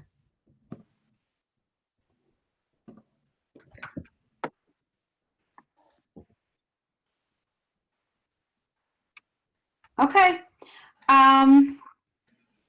Do we have, I'm comfortable that we didn't get to these. I think it's okay. I really do. Do we have somebody who's willing to present this? I think it's better if it's someone that's not me. Who's up for it? I'm okay doing it if nobody else wants to. I was eyeing you, Kelly. I don't know if you could see across the table. You could know, but in a group like this, it's a little hard to give somebody the eye. Thank you. That will be great. I feel like we were really, really well aligned as we were looking at this together, and a lot of things really just jumped out. And I know we're gonna break up. Rich, are you with us? Yeah, I was going to say we're going to extend it till 8 o'clock for the group. Oh, we are. Okay. Well, Rich, let me ask you. We have totally abandoned the by when and how measured for ours. But maybe since we have some extra time, if we could talk with you about what our big ideas are, you can either help point us in a direction for how to fill that out, or give us a blessing of, yeah, it doesn't make sense to fill those out for certain ones. Are you okay if we use you that way, or do you need to get to other groups and give them the message? That's fine. Yeah, no. Okay. Okay. So if you look at it, the first one is really about just finding a way to do a better job of communicating, really community-wide, not just within the walls of District 46 and not just with our families, but throughout the community, and that includes having lots of entities communicating with each other. Yeah, I was in when you were discussing it. So I would say by when, that's something I think could be done relatively soon. So I would say within the next school year. And how it's measured is you could do a survey of parents and community members to determine if you've met the goal of having this one connection that everybody is accessing to get the information. I have this thing in my mind that we would be creating some kind of a group to study this, because if it were easy to do, we would have already done it. And so I don't know. You know what I'm looking at is like my grandsons, a couple of my grandsons are hockey players, and they're on different, levels because of age group. And those parents have no trouble communicating all through one venue. So, and I know that's a smaller end than would be a school district or a community end. But I feel like that might be the second one that we have. that we have really clear ways that we communicate out with Okay. people. And yeah, this is more like, hey, Cassie, who is at the library, knows that she knows what's going on in the school districts, and we know what's going on there, and we also know what's going on over in District 127 all the time, all that kind of stuff. It feels like a much bigger topic. Like, So does Facebook talk to Twitter, talk to, you know, I mean, like if you posted it on one social media, can it automatically get posted to others? Right. You're talking about the second one. Okay. It doesn't. The answer to your question is no, it doesn't. But also, you're talking about the second one, not this. Doesn't that come this first one too? Because if the libraries want to find out what the school district's doing, if there was a central place where that, right, where you can get that information. But that's sort of after the fact. I think this would be, I'm envisioning this as more of like a network. I mean, I was not in the Greek systems, but you know, the idea of like a Panhellenic council of, you know, just people who are on each of those, you know, who have insight into what's being planned, so that, you know, before it gets announced to the community, these entities can get aligned around it. Yeah, like, so in some communities, it's Chamber of Commerce or it's Kiwanis. Yeah. Or you know, there's some group that like the heads of these groups all attend on a regular basis. Is there anything like that in your community? I mean, I'm a part of the Exchange Club, and so a little bit of information gets shared that way, but it doesn't get shared. I don't know. It feels pretty contained. So, all right. So how about with this proliferation of Google Meet and Zoom and so forth, where you don't actually have to go to a lunch and waste a couple hours, or you could do it regularly? I mean, I think there's solutions to that. Yeah, absolutely, absolutely. And we need to create them. For sure there are. That's I was why gonna say, like, for measurability, maybe your measurability for this one is just that the place exists, right? So the way you're gonna measure it is there's a space where people are meeting. Right. From all different areas. Yep. You know, and that's how you're gonna measure it, because you're right. That's pretty broad, but I think then, okay, so the space exists, because right now the space doesn't exist from what I'm collecting. So the space doesn't exist, and we need that space to exist, where there's some sort of committee group aligned with pooling community resources that come from schools and other places. Yeah, a good way to kind of centralize that. Because we have a lot of staff, and I know back at the library, we got a lot of people that work part-time and everything. And so that's always kind of my big challenge is, you know, figuring out who's the best person to be in touch with, you know, trying to build up consistency, you know, really trying to define, you know, who's the best access point for talking about some of these, you know, because we're thinking a little philosophically at this point, and that can be removed sometimes from people who are doing like the nuts and bolts of actually planning it and some of the logistics. So, you know, for me, you know, it's always this weird interplay between, you know, what are the things that we value and we want to exemplify, and how did we actually get that done? And, you know, so getting together thought leaders in the community that are sort of overseeing some of these things, but, you know, also have some perspective on how it gets executed. You know, it's a challenge, but you know, it's something that we're definitely interested in figuring out how to kind of expand and centralize a little bit. There's just so many moving parts. And assuming this space is technology based, and maybe it's not, but assuming it is, couldn't you get analytics data from that? You know, I just think of the website, the number of hits, which pages did they go to, you know, where are they coming from? That, so then that in a way would also maybe help to measure. We might. All right, I'm going to be attentive to time and be respectful, because I really want to give you a break before we all get back together. We have not taken one, and people need to stretch and whatever.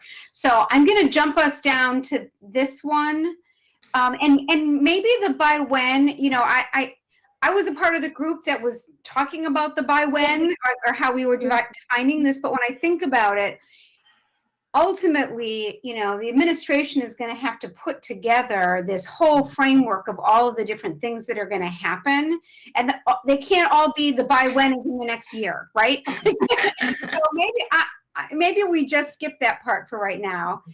We look at this bottom one, which is really the creation of a new website. That's the bottom line of what we were talking about, that clearly provides important information on important topics in a centralized location with a really strong dashboard, and with a new logo, all of that, but a way that we can really transparently communicate with the community.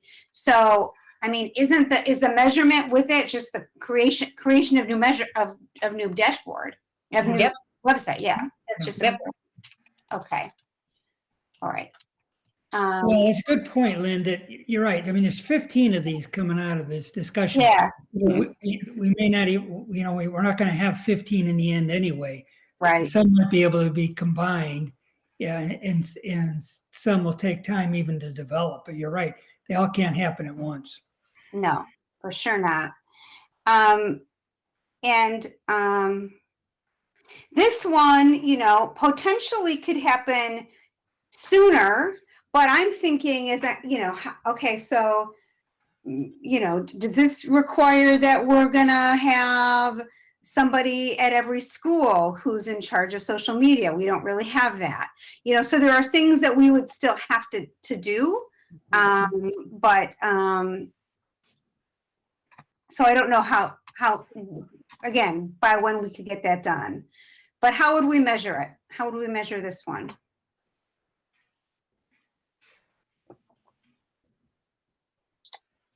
That you would have a social media, you would have a communication plan. That would be your measure, and then that would have measurable outcomes then further down the line, more across what platforms are preferred, how well it's working. That comes further down the line once you have stuff. But basically, you're going to have to make a communication plan with this in mind, that it has to be unified, accessible, following with the mission and the values. And I think that's going to be your measure. Do you have a clear communication plan that every school in the district follows? Is aware of. Yep. That's right. Yep. Okay. All right. I don't know if we're getting back together in this group again tonight or not. I'm assuming not. So before we break, I want to say that it is very clear that I got the best group. And that's all I want to say about that. Go have a break. Thank you for your work, and we'll see you around the big table in 10 minutes, okay? Thank you. Thanks, everybody. Bye-bye. Bye.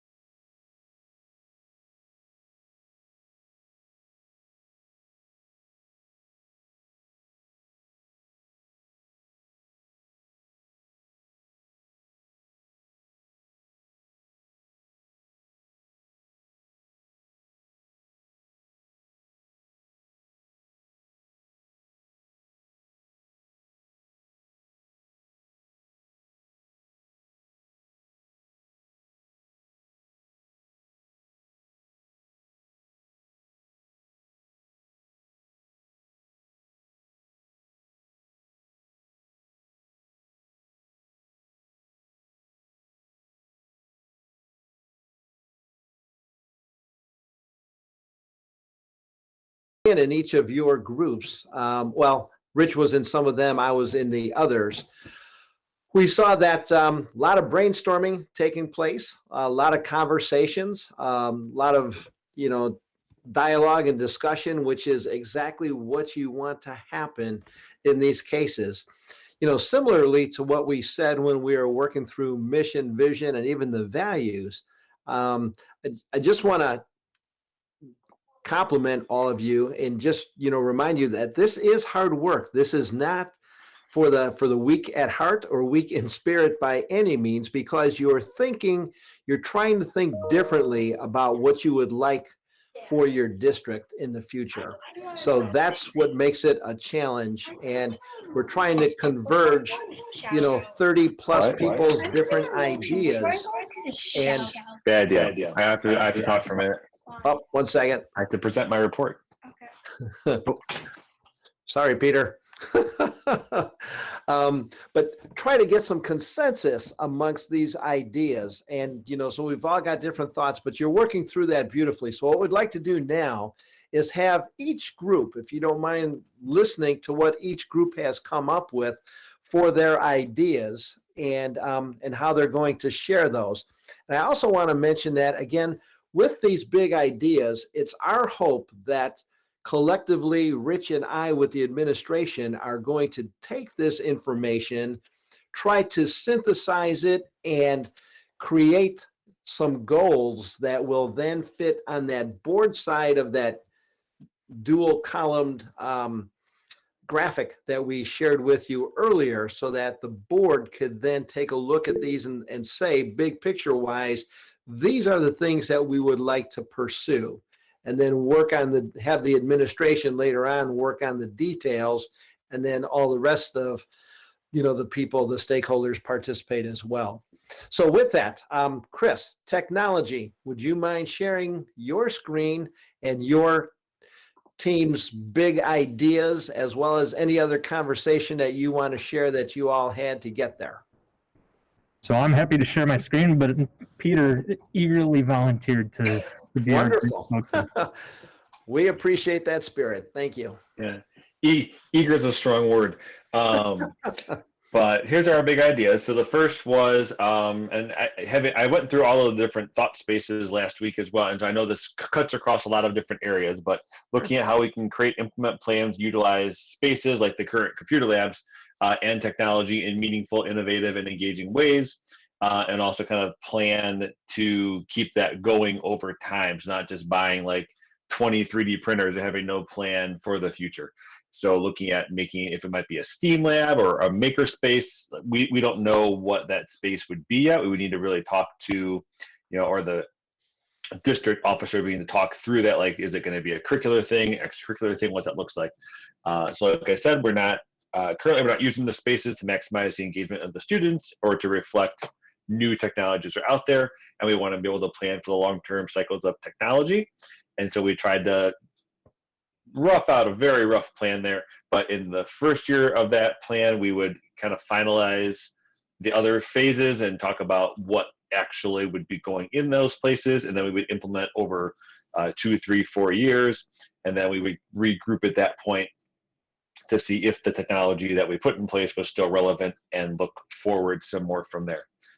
The next big idea was, we had a lot of big ideas, and so we kind of broke them down into 2 buckets, one that was more in the classroom focused and one that was more out of the classroom focused. And so the first one is in the classroom focused. And we said we would utilize technology to maximize student engagement in the classroom. This could be a lot of different things, looking at ways that we can differentiate by using technology. One thing we talked about, if you have one campus that can't offer a certain class, can we teach that class remotely across the district in order to maximize, particularly at like the middle school level, if you don't have enough kids interested in a certain elective, perhaps, can that elective be taught at the middle school, but kids at Park are also watching it and getting that same instruction? Or if you're trying to implement maybe a gifted program, if there aren't enough kids in one building, can 2 buildings work together using Google Meets to provide that instruction, or those different kinds of opportunities?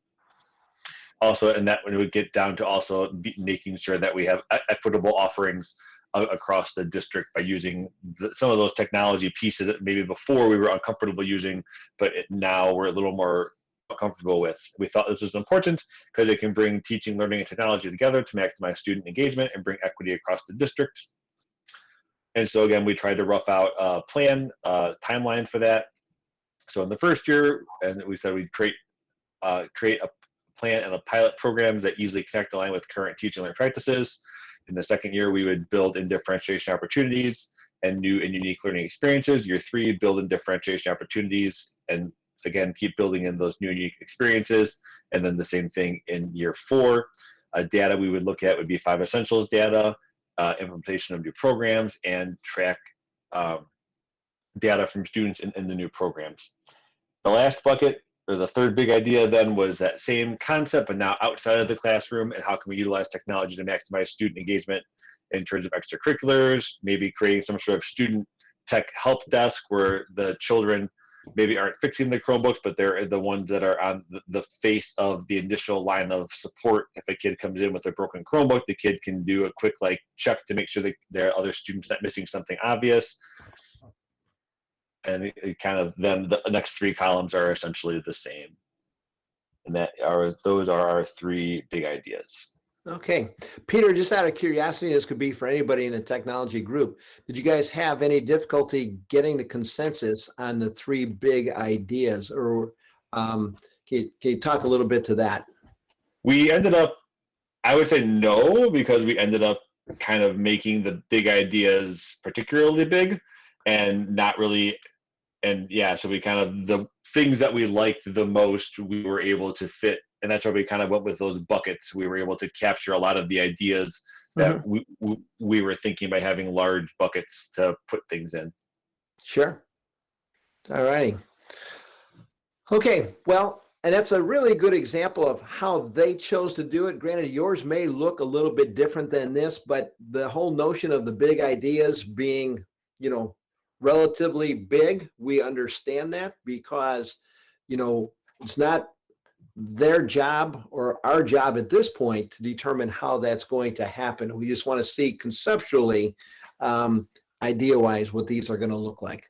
Nice job, technology team. And Chris, are you ready? And Dr. Glickman, are you or somebody from your team able to speak to communications big ideas? I will speak to the communication big ideas. Chris can pull it up. All right, great. Thanks, so Kelly. So for our 3 big ideas, the first one is really about community connections. And the idea here is really getting more community members, including the school, involved in what's going on and kind of sharing resources, sharing ideas, and really building a network. And this can be things like, the libraries, the, parks and recs, families, whether families have students in the school district or not, right? Just really building a kind of a community. And we really liked this idea because it does align with that mission of cultivating community and really doing it through nice fluid communication. We figured, we talked a little bit about kind of the by-when and how it's measured. Didn't really fill out all the by-when, but in terms of the measurement, said that, at first we just need to create this space, right? We need to create a space where this type of collaboration and network forming can really occur, and maybe also identify those partners. What are the other community groups that we really want to engage with, at least initially, and then expand from there. Wow. The second big idea is really around the idea of a very unified and accessible communication platform. The idea that regardless of the kind of your preferred platform or your preferred mode, you're still getting the same type of information. And that kind of consistency in platforms is also going across the different schools. So it doesn't matter which school your family attends or the information that you want to get is coming from, there is that consistency. Also talked a little bit about, bilingual considerations, and also potentially engaging as students in this communication. We talked a lot about the different platforms are always changing, right? The Facebook that was cool one day is no longer the cool platform, right? And so that we need to keep up with that, and we need to have, changing and definitely some diversity in that, but also the consistency. So people don't spend time looking for information. And so when we think about why that's important, this really creates equity, right? So both the bilingual communication, but also the different modes of communication, depending on what level of access to technology you have. The piece about engaging some of the students in some of those communications and helping them drive some of that really would also align with that mission of empowering learners. And then again, I think this whole idea really also helps cultivate a community, right? Because you've got good sharing of information in a very accessible way. It also is very helpful for it to be, consistent and reliable and trustworthy, right? People know that the information they're getting can be trusted. It's readily available and it's efficient, right? People aren't wasting time looking for information.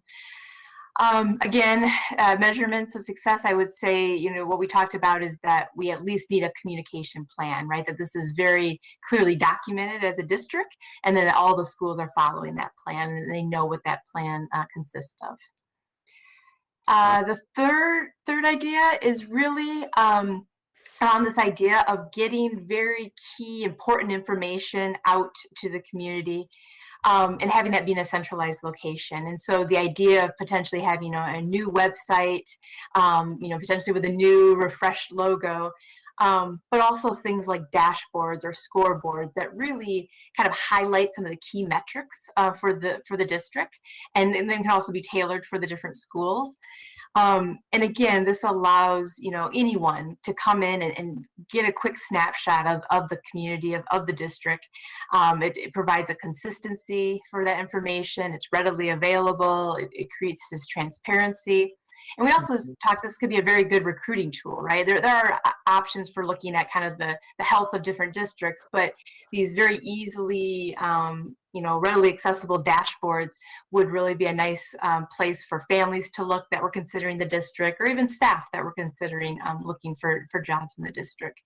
And this is something I actually added just right before we came back to the session. I think the nice thing about these kind of scoreboards or these dashboards is it really would allow us to tailor it to what we feel is most important, right? So we come up with these values, we could really highlight those things that are most critical. And so the measurement of success really is the creation of that website and what that dashboard might look like. And again, that consistency across schools, so the information is being displayed in a consistent way. Great. Very good. You can begin to hear how with some of these big ideas, some of them do cross over into some of the other arenas. And that's perfectly fine, because when you're looking at an overall process where you're developing overall goals for your district, we don't live in silos. And, unfortunately, this process is such that that's the way we kind of go at it. However, the fact that the couple of you already, and we know some of the other groups coming up, have also cross-membered with each other, that's an exciting piece, because that way the goals can actually be more integrated together as well. So nicely done. Thank you, Kelly. Nice job describing them as well. Our next group will be the finances, and Mary, I don't know if it'll be you or somebody else, maybe Christopher. Did I see a finger go up, Christopher? Yeah, I'm going to be talking, so I'm really glad that we got to Way to jump in, Christopher. Hello? Yeah, we can hear you. I said way to jump in. Okay, so I'm sorry.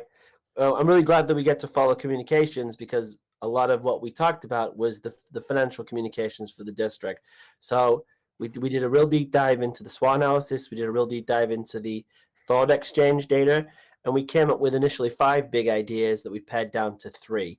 So we think the first most important thing we need to do is form a finance committee. That finance committee will be the organ of the board, the organ of the community, to be able to monitor and plan, and be able to really do a deep dive into all these different issues that we're going to be looking into. As soon as possible, hopefully within the first quarter, that can meet, and then it can meet going forward as much as needed. What is that finance committee going to be looking at? It's going to be really trying to monitor increasing that financial transparency and that communication. Why do we need to do that? Because it seemed pretty apparent to us in the ThoughtExchange data that there was a deficit in the trust there. So we want to really build on that trust and create more of a trusted understanding in the processes that we do from a financial perspective. We talked about dashboards. We talked about the need to be able to get our information readily available to the community, and as part of a dashboard, to have actual benchmarks with other peer districts and other schools, and basically to build a very workable tool for people to be able to have as much information, financial information about the district at their fingertips. And then as a kind of a progression on that, we really wanted to improve the financial decision making and to really align it with the goals that we're going to be putting forward. That really comes down to two things. It comes down to having a zero-based prioritized budget process, which will take time to implement. It'll probably take a year, but what would that look like? It would be a very detailed budget book to show the community what we're doing, what we're planning to do. And they say that when a district puts a budget together, it's a moral document. You spend your money on what you think is important. So it'll be able to show the community what we value, how they're aligned with goals, and how we've made that prioritization in putting together that budget. All righty. Well, we noticed that the by-when for each of your goals is next year. Someone's going to have a very busy first year if this is how these all hold true. And part of the reason for doing this as a large group like this as well, so that you can see how people are kind of planning for this, because obviously not everything can be done instantaneously. Some of the things may need to have more of a priority than others. Yet at the same time, some of the things that you described, Chris, may be those kinds of things that need to be prioritized and focused on, initially. So that would be something that, ultimately will be a recommendation that would be made to the board. But looks like you've covered pretty much all the bases that you all need to. Was there anything, did you have a hard time getting to consensus? Was there anything that was kind of left on the table since you only had 3 big tickets, big ideas to go after? Yeah, we spent a lot of time talking about staffing, but then we kind of thought that would be covered through the finance committee and be covered through that decision making with the alignment with goals. So we spent probably the first 10 to 15 minutes talking about staffing needs. Okay. And I realize you're in the big idea setting, but the finance committee, is that a pretty much of a cross section that you're looking to include in that finance committee? I don't know. Okay. Fair enough. We didn't ask you to know that one just yet, so that's fair enough. Thank you, Chris. All righty. Well, very good. Well, with that, why don't we then turn to the facilities committee? And Adam, I know that you were leading a lot of that conversation. Are you going to be sharing this with us, or will one of the people from the team be sharing? We're going to have Mr. Jim Fry jump in, and he's going to run us through it. But I want to say before we get into it, listening to everybody else talk, I'm very impressed, because from technology to communication, finance falls into it, but you're going to see, if you haven't noticed so far, a lot of it is very similar. We could have all sat in the same groups to do this together. Very impressive. You didn't, which is the beauty of it. Great observation, Adam. Thanks for sharing that piece. Yep. Mr. Fry? All right. And I may look a little different than I was before because my computer kicked me out, so I had to go to my phone. So our big ideas, you guys can hear me, right? Yes. All right. Our big ideas, the first one was the creative use of land and buildings for learning enrichment. This part of that big idea included the concept of outdoor classrooms and unique uses of inside building space. Why is it important? It's important because it cultivates that community. Once again, tying in some of the stuff we're going to do outside the school with the concepts of outdoor classrooms and how we might use the community to help work on those learning opportunities. It expands learning beyond our classroom and the school walls. We talked about the different concept of pods, how you might have unique experiences. And our time frame is within 1 to 3 years. We'd like to see some of these things in place and up and running. Our chosen ways to measure it was, one, we want to measure how much time students are engaged in learning and enrichment activities outside the classroom. For example, in atypical situation, whether it be outside, once again, in an outdoor classroom, or is it in a pod situation? Is it doing a virtual field trip, which is an atypical classroom experience? You know, many of us have done that over the past year and a half, or the past year in our teaching experience, where we've found a virtual field trip, whether it be to the Shed Aquarium, or I took my students on a virtual field trip of a ball factory because it was one of our units of study.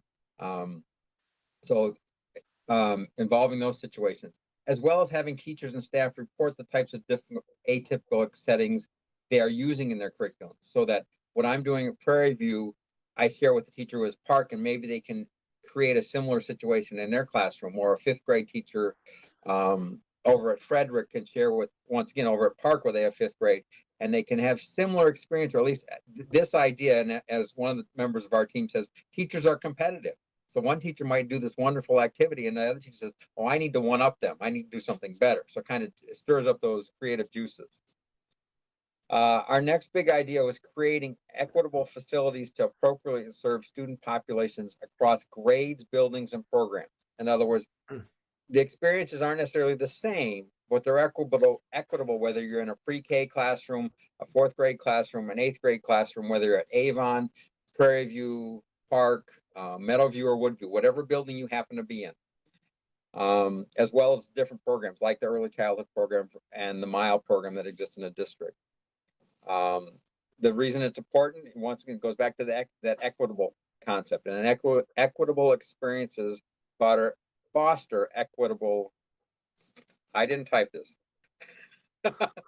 foster equitable experience, which helps prepare all students for the next steps in their education. So in other words, all these equitable experiences that the kids have, even though they're slightly different based on where they're located, still foster the next steps in their education, whether it be a new building or a new grade, whether they're going on to high school. That one we looked a little bit further. I looked 3 to 5 years. It's going to take a little bit more for us to get to that point. And our measurement is we discussed, how do we measure something like this? How do we measure the creation of something? And so we thought the best way to measure it is a community survey to gauge where the community members feel that the school spaces are providing equitable opportunities for the students. So let's tap into that community. Let's tap into parents and maybe even the teachers and anybody who's involved with the schools and say, do you think the experiences are similar across the board? Once again, not equal in the fact that they're the same, but equitable and that we're meeting the needs of the kids. And the last theme, and we had a lot of discussion about where this fit in here, was developing and sharing a comprehensive master facilities plan. In other words, some of those things that we've talked about in our group, and I've probably talked about in some of the other groups, how do those fit into our actual buildings, actual grounds that we have? And why it's important, the master facilities plan will ensure that facilities are being maintained to appropriate levels. In other words, meeting the kids' needs, while also providing a roadmap for the first 2 big issues, the creative use of spaces and creating equitable spaces. So how are we using all those spaces that we have access to and availability for? This we put within 1 year, because this should be something that should be ongoing, and every year we should be relooking at what we've been able to accomplish and where do we need to go from there. And once again, that measurement is an annually evaluate whether the facility's master plan has been followed and achieved. And then I wrote my own note in there, and it's ongoing. Maybe we achieve something mid-year and we're able to divert, whatever it is, to start on a new project that maybe we had set out for 2 years down the road. Nicely done, Jim. One of the things that I will say that I'm hearing consistently as we've been through 3 of these now, actually this is the 4th one, and that is that everyone is future focused and oriented. Not one group has looked back to say, well, we didn't do this before, so now we're going to need to do this. Everyone is just, this is what we need to do in order to move forward. And that's exciting to see that as well, because, again, that's the purpose of going through a process like this, is to be more future focused as to what your new future may look like. So I appreciate hearing those things. Again, there's been, and I see, Christopher Wildman put in the chat box, he's seeing the benefits from a financial standpoint. I remember being in part of the facilities conversation where technology and teaching and learning were talked about. So, I mean, there's overlap in all of these things, which, again, schools are complicated organizations. And that's, again, why the beauty of this is what it is. You can almost see certain pieces of this just falling together in the right ways. So, all right. Can I ask a question? Please. I was just curious. So in the Thought Exchange, I felt like I saw a lot of stuff around sustainability. And I guess I'm kind of surprised that none of that filtered in. Was there discussion around it and it just got deprioritized? Or just curious what the thoughts were? So I will, if you don't mind, we did talk a lot about sustainability. There's different types of sustainability, right? You have tongue-tied. Sustainability within, as I called it before, renewable energy, hence our solar fields. You got biodiesel, so on. Then there's sustainability of the buildings and the upkeep through our master facilities. There's sustainability through learning and the ever-changing education and the way things are taught from our buildings themselves. We talked about it a bunch, to the point to where we talked about the upkeep of our classrooms, changing of our furniture but that kind of all came under an umbrella of our master facility plan. Okay. We kind of umbrellaed it in there. We didn't put it in the notes per se, but it really was an umbrella. Yeah, okay, thanks.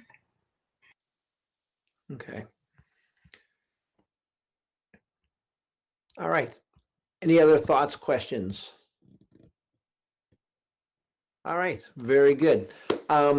Okay, and now the curriculum, instruction, and achievement. Mr. Lewis.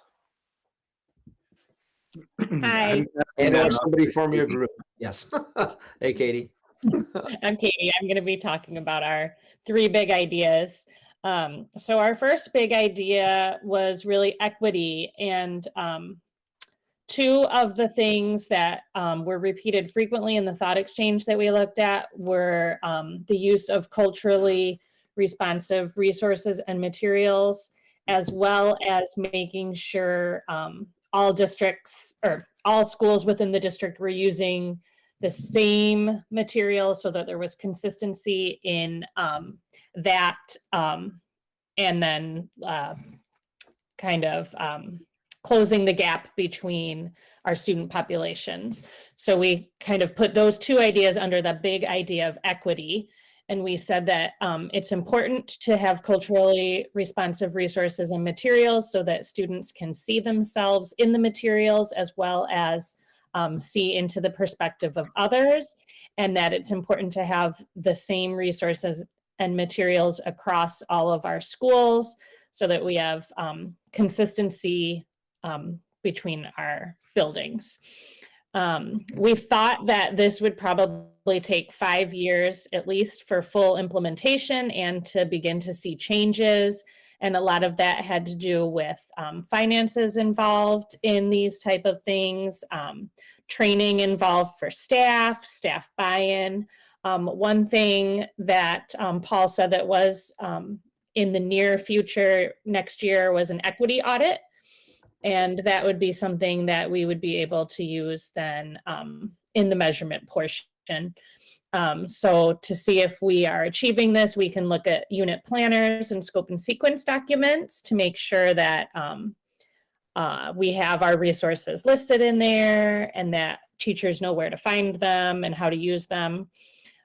Surveys related to the equity audit, hiring of diverse staff so that not only do students see themselves in the books and resources that we're using, but also in their teachers and staff that they're working with. And then we would hope that we would begin to see some changes in our achievement data by improving our resources and the consistency and use of our resources. And then we also talked about using graduation surveys with students to survey their experience. Our second big idea started out as the length of the school day. And then as we were talking about it, we changed our wording to the structure of the day. And we talked a lot about this being important so that we can dig deeper into the curriculum. And then it really turned into a conversation of, do we really need more time in our day, or do we just need to rethink how we've been using the time in our day? And a lot of that was a result of all of the different things we've had to use this year in response to teaching during a pandemic, and how we might use those these new instructional opportunities that we have and technology resources to be able to rethink how we teach when we do come back full-time and next year. We said that this would probably take 5 full years for implementation too, for similar reasons. The training involved for staff, finances, and getting buy-in, because we don't have to go back to how we did things, how we taught before the pandemic. We have the opportunity to take what's come out of it that's really good and use it to change how we do things. We said that we could measure this in graduation surveys, achievement data, our scope and sequence documents, and unit planner as well. And then our third big idea was the idea of world language and dual language programs in the district. And Chris, can you move that down a little bit for me? Thank you. And we didn't have as much time to talk about this one, but we did note that this is really going to, rethinking our school day is really going to help us be able to implement this into our curriculum as well. And it's important because our students will then be more competitive in the world market. Biliteracy is seen as an asset, and it's a different brain capacity when you're using different languages. This obviously would take at least 5 years for full implementation and to see the results of that, for the same reasons: training, money, and buy-in. And we would measure it by the high school success of our students. Hopefully more of them would be able to have the seal of biliteracy on their high school diploma. And it would also build community and bridge connections between our bilingual and monolingual students. Wonderful. All right. Anybody else have anything to add from the curriculum instruction and achievement group? We probably could have had 10 or 15 big ideas because we have a very large topic. And so we tried really hard to come down to 3 big ideas, but there's lots of layers in each one of them. Without a doubt. And if I could just, go ahead and mention from an outside perspective. So we're looking at, big ideas. And the last one that Katie just went through was the world language, dual language. And that is, yes, it is a big idea, but even bigger is, how do you go about, she had talked about structuring the school day differently. Schools are notorious, and this is everywhere in schools, that we continue to add to the curriculum, the things that we want to teach and the things that we want to cover, but we don't like to take things away. So therefore, we just keep piling on, and you cannot do that all well. So I want to tip my cap to your group for recognizing, I'm not sure we need a longer day, but we need to look at how we utilize that time in that day, because let's face it, a longer day just burns everybody out longer and faster, or sooner and faster, I should say. But nonetheless, things like this, one doesn't just, include a world language program without the study of it. And those are the kinds of things that we'll be looking further at with the efforts of all of you, we at least now have some targets as to what we need to be looking at to make these goals in such a way that the board can then look at adopting items that will truly move the district forward in the future. Now that you've heard them all, does anybody have any questions in totality regarding any or all of these? Because if not, then we're going to kind of just summarize what our next couple of steps are from here for the entire group. Anybody have any questions? First of all, I will say, you worked for an hour, a little over an hour in your groups. The way the group started out, I think we all were scratching our heads wondering if we were going to get the 3 big ideas just because of all the conversation. But that was valuable conversation that you all had that then got you to hone in more on those different topics that you ultimately ended up with. So thanks for sticking with it and being successful in coming up with the ideas that you have. So what's going to happen from here is that Rich and I are going to look at all of your big ideas, and then we're going to meet with your administrative team, and we're going to make some suggestions, recommendations, and have some discussion regarding how we can take these 15 big ideas and meld them into a workable set of realistic goals or ideas that hopefully you too will believe will help move your district forward.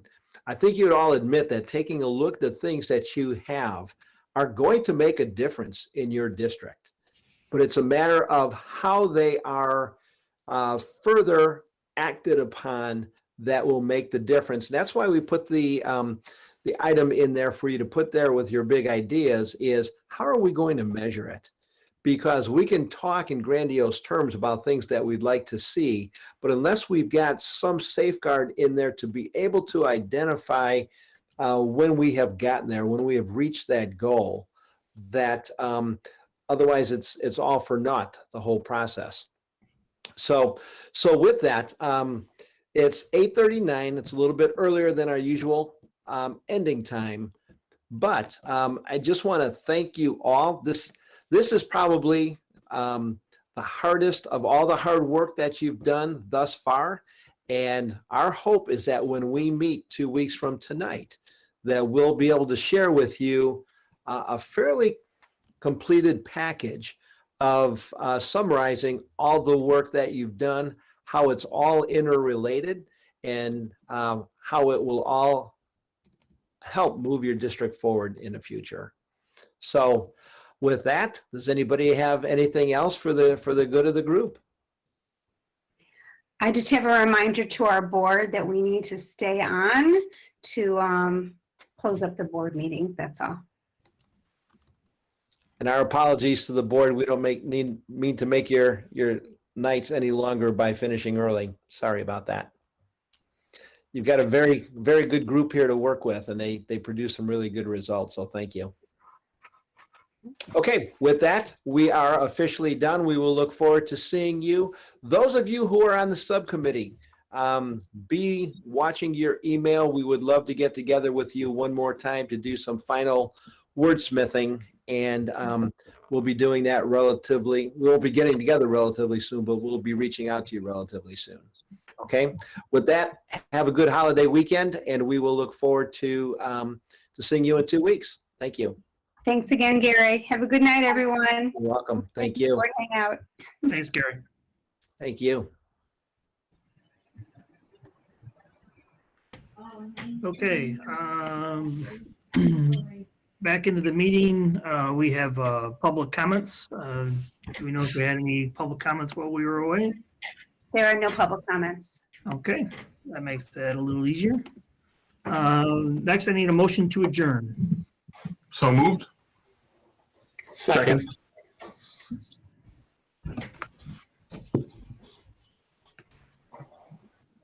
Christie? Christy, you still here? Yeah, sorry, I thought I had unmuted myself. LaCroix, Aye. Eck, Aye. Weedman, Aye. Braden, aye. Did anyone else join us? Is Steven Miller. Strack here? Yeah, I'm here. Yeah, Miller and Strack. Okay, Strack Aye. and Miller. Aye. All right, thank you, everybody, for your work. Thanks. Good night, everyone. Good night, everybody.